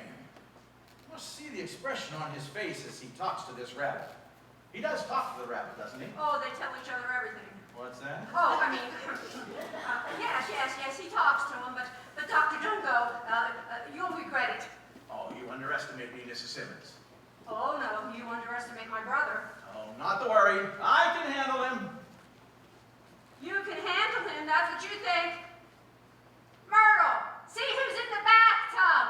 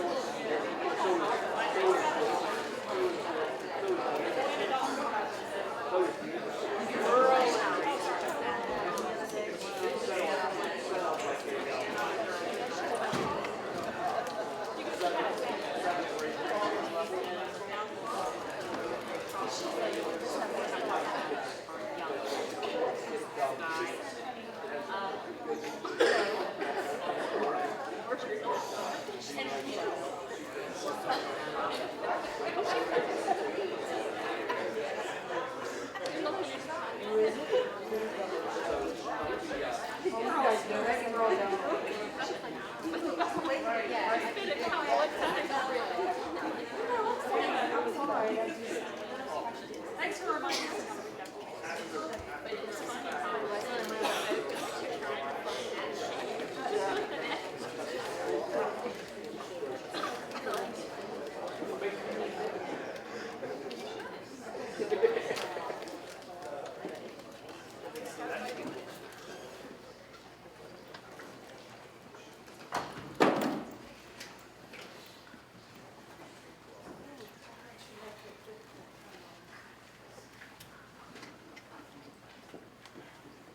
Thank you. I may call later. How about the stuff in your room? Upstairs, Doctor? All packed. Thanks, Wilson. Not you getting bounced. I have you paid for the one who would make the grade. Those are the breaks. When you taking off? As soon as Dr. Chumley gets back. Have you heard anything from the desk sergeant at the police accident bureau? Not yet. I just spoke with the downtown dispensary. They haven't seen him. Beginning to smell awful fishy to me. 4 hours he's been gone and not a word from him. Doctor, I may not see you again. I want to say I wish you a lot of luck. I'm sorry about you getting kicked in the ass brain. Thanks, Wilson. Good luck to you, too. Kelly, if you hear anything from the desk sergeant about Dr. Chumley, let me know. If there's no sign of the doctor, I'm going into town to look for him. You should know better than to go after some psycho without me. I want to help you look for the doctor, too, Wilson. Well, that's awful swell of you, Doctor. Right after he gave you the brush. Oh, I've no resentment against Dr. Chumley. He was right, I was wrong. Dr. Chumley's the biggest man in the field. It's my loss not to be able to work with him. You're not so small yourself. Thanks, Wilson. Don't mention it. Dr. Sanderson. Yes? Well, Doctor, I just wanted to say that I wish you a lot of luck too, and I'm sorry to see you go. Oh, are you sure that you can spare these good wishes, Miss Kelly? Well, on second thought, I guess not. Forget it. Miss Kelly, this is for nothing. Just a little advice. I'd be a little more careful if I were you about that kind of company I kept. I beg your pardon, doctor? You don't have to. I told you it was free. I saw you Saturday night, dancing up with that drip down in the Rose Room in the Frontier Hotel. Oh, did you? I didn't notice you. I'd be a little more careful of him if I were you, Kelly. He seemed to me like a schizophrenic all the way across the floor. You really shouldn't have given him thought, doctor. He was my age, not yours. That was his mentality. The rest of him, well, But she was beautiful, though. who? The girl you were with? I thought you didn't notice. You bumped into us twice. How could I help it? Not that this means anything, but that girl is a lovely little lady. She has a sweet kind of disposition, and she knows how to conduct herself. Oh, well, then it's funny she couldn't rate a better date for a Saturday night. And she has an excellent mind. Well, then why doesn't she use it? I'm sure you're to be sensitive to the flippy and hard shell you have, probably compensating for something. I am not. Don't use any of your psychiatry on me. If I could use something else on you, just once, just to see if you'd break under any circumstance, I doubt it. You'll never know, doctor. Because you interest me in the case history, that's all. I'd like to know where you get that inflated ego. Well, if you aren't the meanest person, inflated ego, case history. Don't run away, let's finish it. Oh, leave me alone. Gladly. Chumley's Rest. Yes, Sergeant. No accident report on him in town or in the suburbs. Look, Sergeant, maybe it'd be better. Oh, never mind, Sergeant. They're here now. Mr. Dow. Good evening, my dear. These are for you. Oh, thank you. They're quite fresh, too. I just picked them outside. Oh, well, I hope Dr. Chumley didn't see you do that. They're his prized dahlias. Did you go upstairs? Not knowing, I cannot state. Those colors look lovely against your hair. I've never worn burnt orange. It's such a trying color. You would improve any color, my dear. Thank you. Did Dr. Chumley go to his house? I don't know. Where is Dr. Sanderson? In his office, I think. Thank you.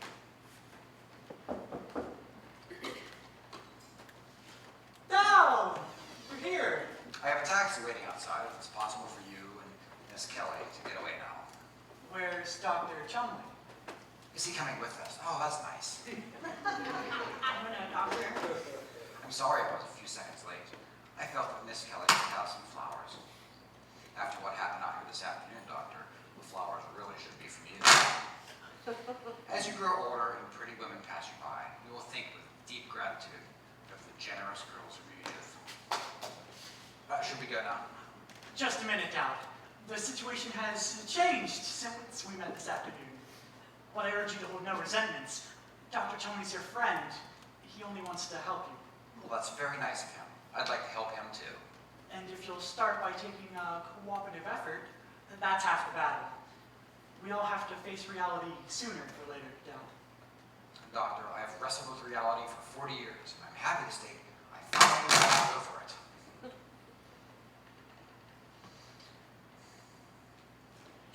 There you are. Upstairs, buddy. We're going upstairs.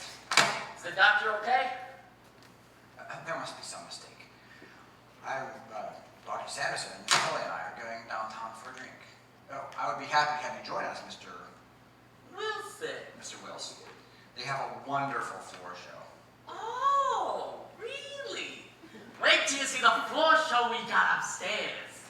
Just a minute, Wilson. Where did you say Dr. Chumley went, Dowd? As I said, he did not state his intentions to me. You mean the doctor ain't showed up yet? Not yet. Where is he? That's what we're trying to find out. Mr. Dow walked in here by himself. Oh, he did, eh? Listen, you better talk fast or I'm gonna work you over. I'd rather you didn't do that.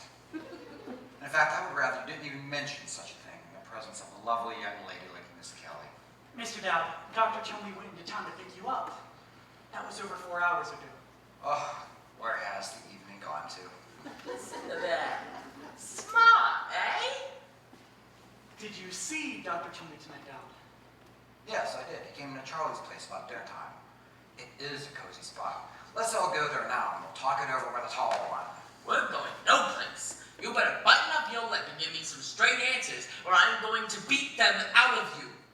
What you suggest is impossible. I'm sorry, what? You suggest I button up my lip and give you some straight answers. That can't be done. Let me handle this, Wilson. Then handle it! And find out where the doctor went. You say the doctor did go into Charlie's place. He did, and I was very glad to see him. Go on. Go on. Well, he had asked for me, and naturally the proprietor had brought him over to my table and left him. We exchanged the conventional greetings. I said, "How do you do, Dr. Chalmers?" He said, "How do you do, Mr. Dow?" I believe we said that at least once. Okay. No, Okay. I tried to be factual, and then I introduced him to Harvey. To who? A white rabbit, 6 feet tall. 6 feet? 6 feet 1.5. All right. Fool around with this guy, and the doctor is probably someplace bleeding to death in a ditch. Well, if those were his plans for the evening, he did not tell me. Go on now. Well, Dr. Chumley sat down at the booth with us. I was seated on the outside, like this. And Harvey was seated next to me against the wall, like this. And Dr. Chumley was seated across from Harvey, where he could look at him. That's right. Spend all night on the seating arrangement. Harvey then suggested I buy him a drink. Knowing he does not like to drink alone, I suggested to Dr. Chumley that we join him. And? We joined him. Okay. And then we joined him again. Then what? We kept right on joining him. Oh, skip all of the joining. You're asking me to skip a large portion of the evening. Tell us what happened. Come on, please. Well, Dr. Chumley and Harvey got into a conversation. Quietly at first, but then it became rather heated. Dr. Chumley raised his voice. Yeah? Why? Harvey seemed to feel that Dr. Chumley should share in some of the financial responsibility for all of the joining. But Dr. Chumley didn't seem to want to do that. I can believe that part of it. Let him talk. See how far he'll go. This guy's got guts. Well, I agreed to take the whole thing because I didn't want any trouble. We go to Charlie's quite often, Harvey and me, and the proprietor is a fine man with an interesting outlook on life. And then the other matter came up. Oh, cut the damn double talking. Get on with it. Mr. Wilson, you are a sincere type of person, but I must ask that you not use that type of language in front of Miss Kelly. You're right, Dow. And we're sorry. You say the other matter came up? Yes, there was a beautiful blonde woman, Mrs. Smethills, and her escort seated in the booth across from us. Dr. Chumley got up and went up next to sit to her and explained to her that they had met one time in Chicago.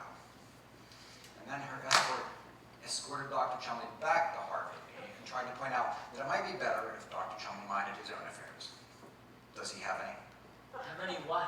Does he have any affairs? How should I know? Please hurry, Mr. Dowd. We're all so worried. Well, then Dr. Chumley tried to convince Harvey to go over to Eddie's place. But Harvey wanted to go to Blondie's Chicken Inn instead. And while they were arguing about that, I went to the bar to get another drink. And when I came back, they were gone. Where did they go? Where did the doctor go? I don't know. I had a date out here with Dr. Sanders and University Alley, and I came out here to pick them up, hoping that later on we would run into Harvey and the doctor and we could make a party of it. You satisfied? You got a story. All right. You're lying, and we know it. I never lie, Mr. Wilson. You've done something with the doctor, and I'm going to find out what it is. Don't touch him, Wilson. Maybe he isn't lying, Wilson. That's all this guy is. It's a bunch of lies. You two don't seriously think Dr. Chumley sat down in a booth and was talking with a big white rabbit? Well, maybe Dr. Chumley did go to Charlie's place. He saw a big white rabbit, I suppose. And why not? Harvey was there. At first, the doctor seemed frightened of Harvey, but that gave way to admiration as the evening wore on. The evening wore on. That's a nice expression. With your permission, I shall say it again. The evening wore on. With your permission, I'm going to knock your teeth down your throat.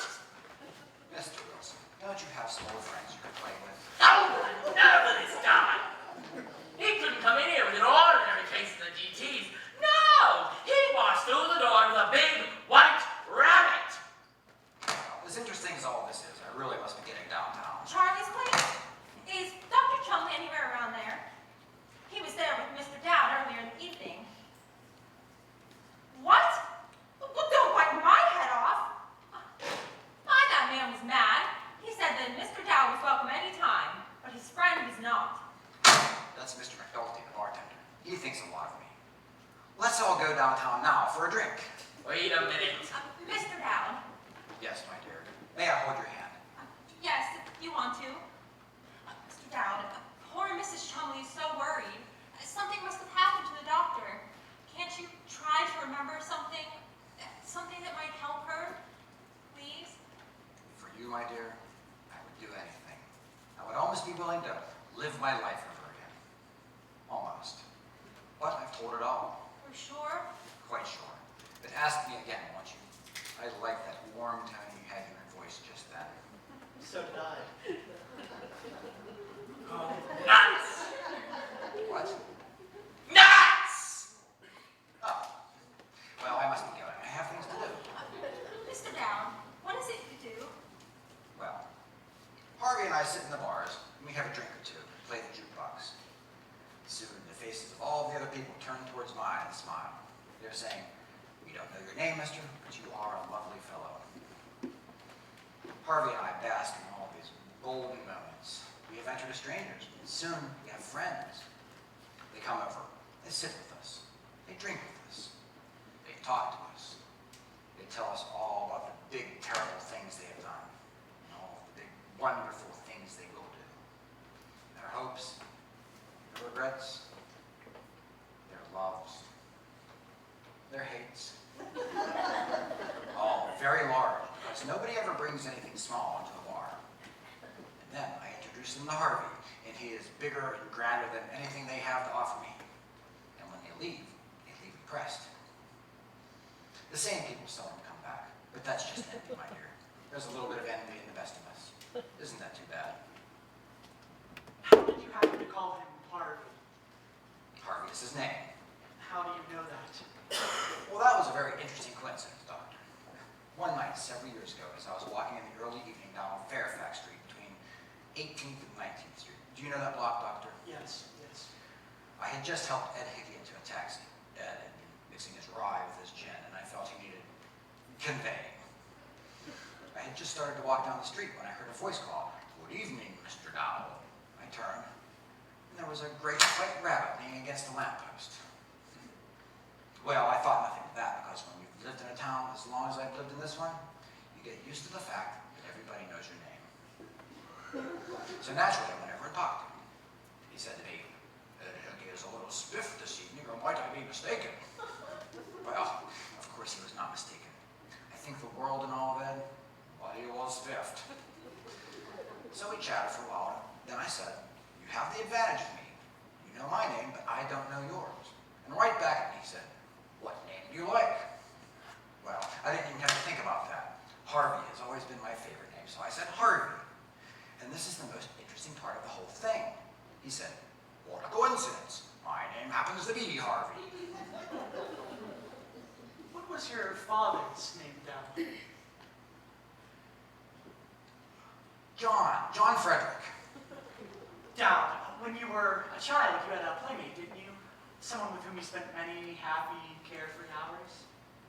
Oh, yes, Doctor. Didn't you? What was his name? Vern McElhaney. Did you know the McElhaneys, Doctor? No. No, too bad. There were a lot of them, and they circulated.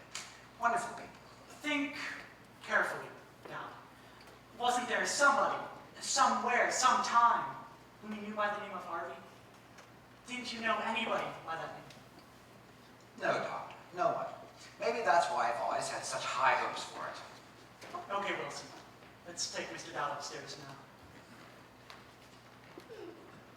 I'm taking him no place. You made this your show. You run it. Sitting here, talking with him, forgetting all about Dr. Chumley. All right, it's your show now. You run it. Come on, Dowell. Come on, Elwood. Very well, Lyman. But I can't visit with you for very long. I promised Harvey we'd go see the floor show.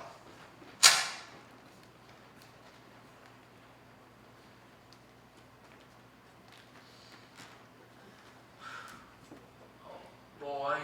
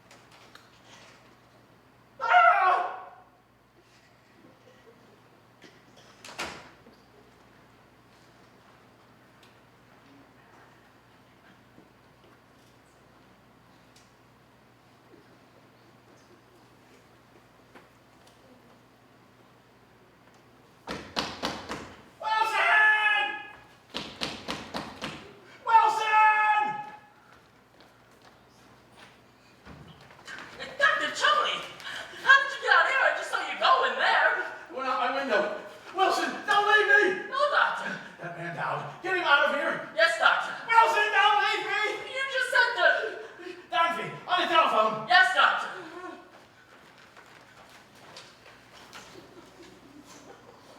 Dunphy, get that man down his clothes and get him down here right away. Wilson, don't leave me! Just a minute, doctor. Where's Chumley? I need to talk to him. Hiya, Myrtle. Hello. Dr. Chumley, this thing is serious. It certainly is. It's more serious than you suspect. Where can we go to talk? Oh, no. Not in there. The doctor doesn't want you in his office. No, sir. Very well. Sit down, Dr. Chumley. Sit down, Myrtle May. Sit down, Dr. Chumley. Sit down, Myrtle May. Don't go, Wilson. Don't leave me. Now, these are my notes. The facts. Can anyone hear me? Yeah, we can all hear you. Is this good? Yes. Now, Chumley, has it ever occurred to you that possibly there might be something like this rabbit Harvey? Of course there isn't. And anyone who believes so is crazy. Don't look at me like that. There's nothing funny about me. I'm like my father's family. They're all dead. Now, my client, the plaintiff, Miss Vita Louise Simmons, said that on the morning of November 2nd, while standing in her kitchen of her home, hearing her name called, she turned and saw this great white rabbit Harvey. Staring at her, resenting the intrusion, the plaintiff made certain remarks and drove the creature from the room. He went. He left? She was emphatic. The remarks are not important. Yes, they are. I want to know how she got this creature to leave her sanitarium, her house. She looked him right in the eye and exclaimed in the heat of anger, to hell with you. To hell with you. He left? He left, but that's beside the point. The point is this perjury or something we can cope with? I asked for your opinion. Ruthie, I've been looking everywhere for you. Dr. Sanderson, forget what I said earlier this afternoon. I want you on my staff. You are a very astute young man. Oh, Lyman, did you hear? Oh, baby!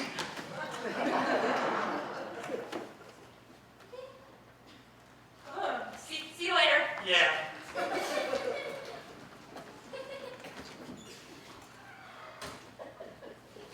You've just got to keep Uncle Elwood out here, Doctor. Oh, no. I want this sanitarium just the way it was this afternoon before he came out here. I know what you mean. You do? Certainly, it bothers anyone the way Uncle Elwood knows what's going to happen before it happens. For example, this afternoon, he told us that Harvey told him that Mrs. McElhaney's Aunt Rose would drop in on her tonight unexpectedly from Cleveland. Did she? Did she what? Did she drop in unexpectedly, just as Harvey said she would? Oh yes, those things always turn out the way Uncle Elwood says they will. But what of it? What do we care about the McElhaneys? You say this sort of thing happens often? Oh yes, and isn't it silly? Uncle Elwood says Harvey tells him everything. Harvey knows everything. But how can he when there's no such thing as Harvey? Fly specks. I've been spending my time among fly specks, when miracles have been leaning up against lampposts on 18th and Fairfax. Oh, good. Only people. Mother, you promised you wouldn't come out here. Well, good evening. Now, Myrtle, I brought Elwood his bathrobe. Well, what are you all doing just sitting around here? I thought you would be committing him. Sit there, girl. I will not sit over there. How about me and you stepping out on Saturday night, Myrtle May? Certainly not. Myrtle, come over here. I'm sorry. Well, is it settled? It will be. Doctor, can I get an opinion? Yes, by all means. Judge, his opinion, he's the doctor I told you about. The eyes. my opinion that Elwood P. Dowd is suffering from a third-degree hallucination, and the other party involved is a victim of autosuggestion. I recommend shock formula number 977 for him and bed rest for her. You do? That's my diagnosis, doctor. Your brother will not see this rabbit anymore. After this injection, we use it in hundreds of psychopathic cases. Don't call my brother a psychopathic case. There's never been anything like that in my family. If you didn't think Uncle Elwood was a psychopathic case, why did you bring him out here? Well, where else could I have taken him? I couldn't take him to jail, could I? Besides, this isn't your uncle's fault. Oh, why did Harvey have to speak to him in the first place? With a town full of people, why did Harvey have to bother Elwood? Stop putting your oar in. Keep your oar out.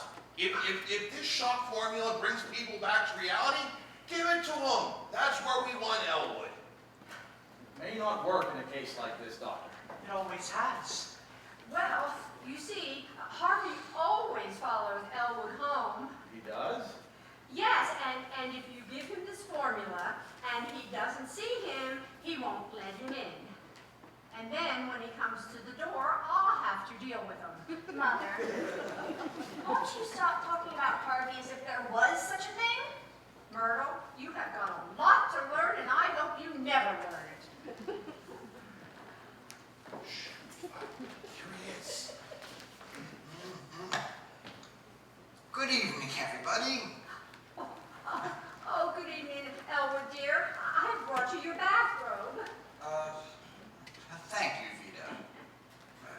Dr. Chumley, what's your decision? We need to do something. Oh, yes, I must say so. Certainly. Yes, it's imperative. Well, while we're all making up our minds, let's all go down to Charlie's place for a drink.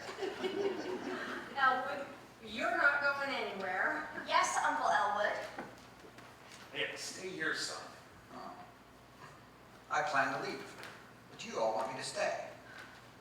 An element of conflict in any discussion is a good thing. That means everybody's taking part and nobody is left out. I like that. Oh, how did you get on with Harvey, Doctor? Shh. Well, what's your decision? What? We need to do something. Yes. I must be alone with this man. Won't you all please wait outside? I'll have my decision shortly. Oh, do hurry, Doctor. Don't worry, I will. Oh, Elwood. No, you are staying here.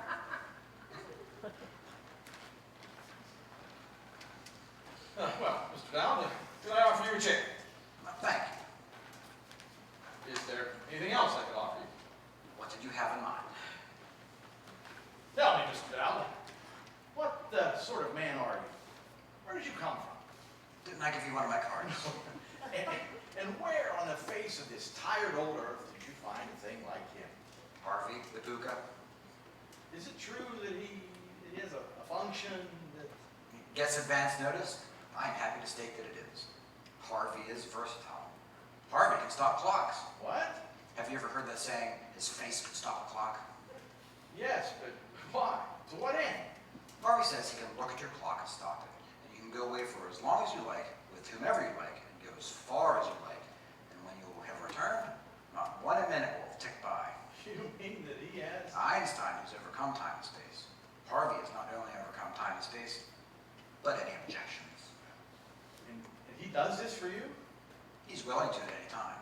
But so far, I've never been able to think of any place I'd rather be. I always have a wonderful time wherever I am, with whomever I'm with. I'm having a fine time here with you, Doctor. You know where I'd go. Where? I'd go to Akron. Akron. Yes, Akron. There's a cottage camp just outside of Akron, full of maple trees, cool, green, beautiful. My favorite tree. I would go there with a young woman, a strange woman, a quiet woman. Under a tree. I wouldn't even want to know her name. I would just be Mr. Brown. Why wouldn't you want to know her name? You might be acquainted with the same people. Then I would send out for cold beer. I wouldn't let her talk. I would do all the talking. I would tell her things that I have never told anyone. Things that are kept locked deep down in here. And then I would send out for more cold beer. No whiskey? Beer is better. Maybe under a tree, but she might like a highball. I wouldn't let her speak at all. I would just want her to reach out a soft white hand, stroke my forehead and say, "Oh, you poor thing. You poor, poor thing." How long would you like that to go on for? 2 weeks. Wouldn't that get monotonous? Just Akron beer, poor thing, 2 weeks. No. It would be wonderful. Do you think you might want to lie down for a little bit? No. But could he do this for me? Would he do this for me? He could, and he might. I've never heard Harvey say anything against Akron. By the way, Doctor, where is Harvey? You don't know? The last I saw him, he was with you. Oh, he must be waiting for me down at Charlie's place. Yes, Charlie's place. Excuse me, Doctor. No, you mustn't go in there. Well, I couldn't leave without saying goodbye to Dr. Sanderson. Oh, Dr. Sanderson is not your friend. None of those people are your friend. I am your friend.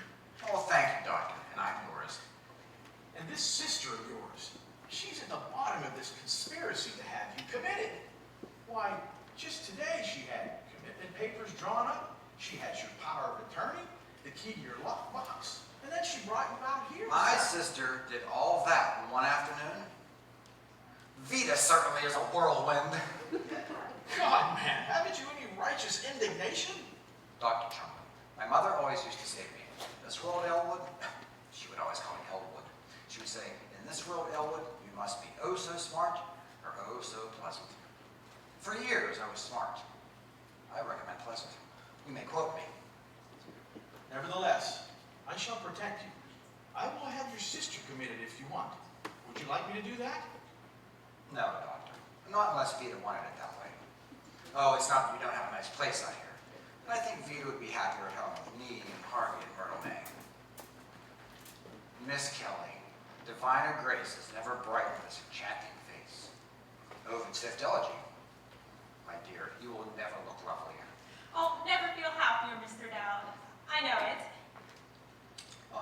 Well, Yes, Doctor. I wonder if I can think of any more of that poem.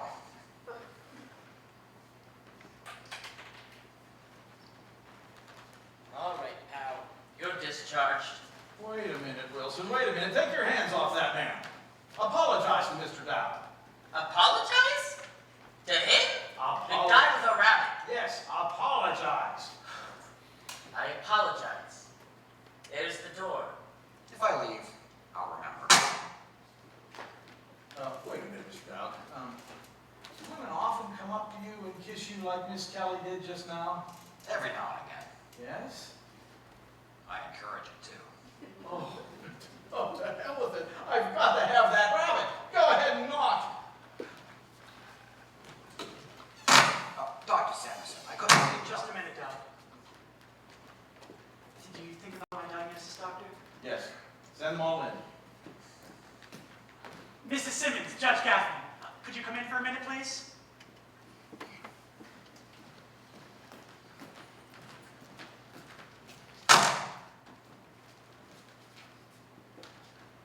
Well, is it settled?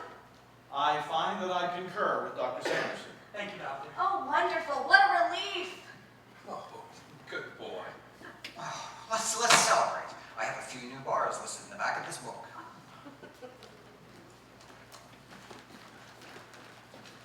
Now, this injection carries a violent reaction. We can't give it to him without his permission. Will he give it? Yes, he will if I ask him. Give up that rabbit?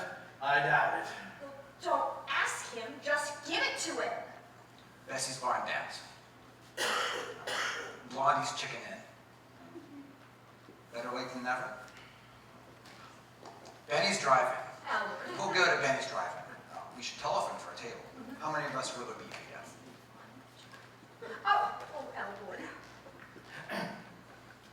Mr. Dowd, I have this formula 777 that would be good for you. Will you take it? You won't see the rabbit anymore. But you'll see your responsibilities, your duties. Well, if you thought of a doctor, that's a very fine thing. And if I happen to run into anybody that needs it, I'll be sure to recommend it. As for myself, I wouldn't care for it. See that, Judge? See that, Doctor? That's what we have to put up with. Vida, do you want me to take this? Oh, Elwood, I'm only thinking of you. You are my brother, and I've known you for years. I would do anything for you. That Harvey, he wouldn't do anything for you. He's just making a fool out of you, Elwood. Don't be a fool. Oh, I won't be. Elwood, you could amount to something. You could be sitting on the Western Slope Water Board right now if you would only go and ask them. All right, Vida, if that's what you want. Tomorrow, Harvey and I will go over and ask them. Tomorrow? I never want to see another tomorrow if it means that Myrtle and I have to live in that house with that rabbit. I mean, our friends never come to visit us. We have no social life. We have no life at all. We're both miserable. I would rather be dead, but I don't think you care.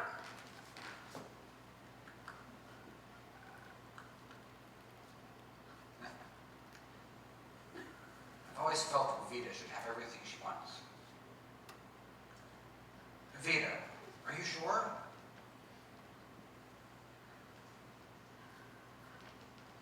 I'll take it. Where do I go, Doctor? In Dr. Sanderson's office. Say goodbye to the old fellow for me, won't you? How long will this take, Doctor? Just a minute. Won't you wait? We'll wait.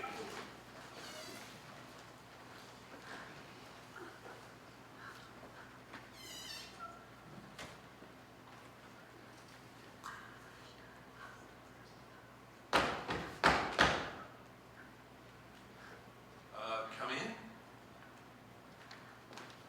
What do you want? Oh, yeah, I'm looking for a little short, oh, there you are. A lady here jumped out of the cab without paying me. Oh, I forgot. How much was it? All the way out here from town, Yes. $2.75. Oh my, where could it be? I thought I had my coin purse. Myrtle, do you have $2.75? I spent all the money Uncle Elwood gave me for my new hairdo for the party. Judge, do you have $2.75 I could borrow to pay this man? Nothing but a check. We don't take checks. I know. Oh, Dr. Chumley, do you have $2.75 I could borrow to pay this man? No, I haven't got my wallet. No time to look for it. Must get on with this injection. Sorry. Well, I'll just have to get it from my brother, but he's in there getting an injection. It won't be very long, just a few moments. You're gonna get my money from your brother? And he's in there getting some of that stuff they shoot up here? Yes, it will only take a few minutes. Lady, I want my money now. But I said it would only be a few minutes, and besides, I want you to take us back to town. And I said I want my money now. You heard me. Or I'm nosing the cab back to town, and you can catch the bus at 6 in the morning. Oh, all the pig-headed, stubborn things. I should say so. What is wrong with you? Nothing to $2.75 won't fix. Oh, Take it or leave it. that's the most unreasonable thing I've ever heard. Dr. Chumley, could Elwood step out here? This cab driver won't wait. Don't be too long. Elwood, I came off without my coin purse. Do you have $2.75 you can pay this man? But no more. He's been very rude. How do you do? That was my name. Elwood P. Lofgren's mine. E.J. It's nice to meet you, Mr. Wofford. This is my sister, Mrs. Simmons, my charming little niece, Myrtle May Simmons, Judge Gaffney, Dr. Chumley. Hi. Have you lived in this town long, Mr. Wofford? Yeah, I lived around here all my life. Do you enjoy your work? It's okay. Been with Apex 15 years. My brother Joe has been with Brown Cabs, pretty near 12. You work for Apex, but your brother Joe drives you around. That's interesting, isn't it, Vida? Oh, Let me give you one of my get on with this, Mr. Dowd. Yes, of course. I live here at this address with my sister and my charming little niece. Won't you and your brother come and have dinner with us some night? Sure. Be glad to. When? When would you be glad to? I couldn't come any night but Tuesday. Well, you must come on Tuesday then. We'll be looking forward to you and we'll be very happy to see you. Won't we, Vita? Oh, Elwood, I think this man must have friends of his own. Vita, one can't have too many friends. Elwood, don't keep Dr. Chumley waiting. It's rude. Of course. Here you are. Keep the change. It's been very nice to meet you, Mr. Lofgren, and I hope to see you and your brother on Tuesday. If you'll excuse me now. Sure.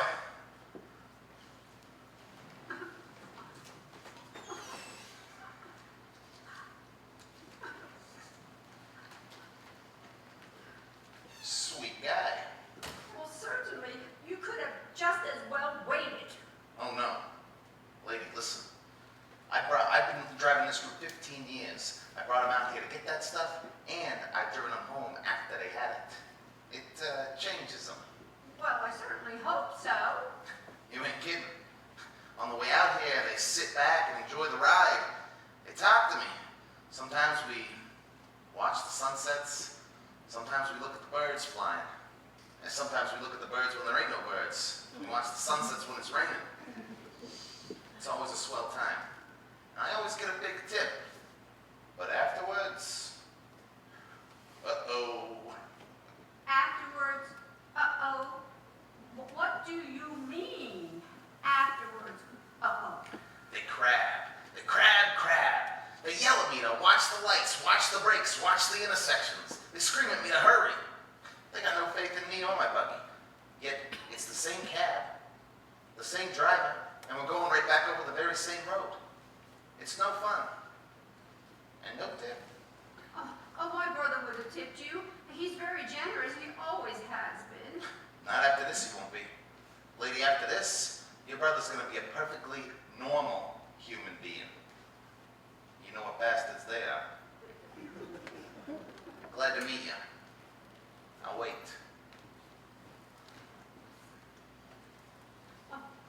Oh, Judge Gaffney, Myrtle May, stop it, don't give it to him. Elwood, come out here. What are you doing? You can't interrupt him. He's giving the shot now. Mother, stop this! I don't want Elwood to have it. I don't want Elwood like that. I don't like people that way. Judge, do something with her. Mother, stop it! You shut up! I've lived longer than you. I remember my father. I remember your father. Elwood! What's going on? What's all the commotion? What's the trouble, Doctor? She sounding off again? She doesn't want Elwood to get the injection. You haven't given it to him, have you? No, but we're ready to. Wilson, take Mrs. Simmons away. Don't you touch me! Lay your hands off of me! Leave me alone, you white slaver! You don't know what you want. You didn't want the right white rabbit either. What's wrong with Harvey? If Myrtle and Elwood and I want to live with Harvey, it's nothing to you.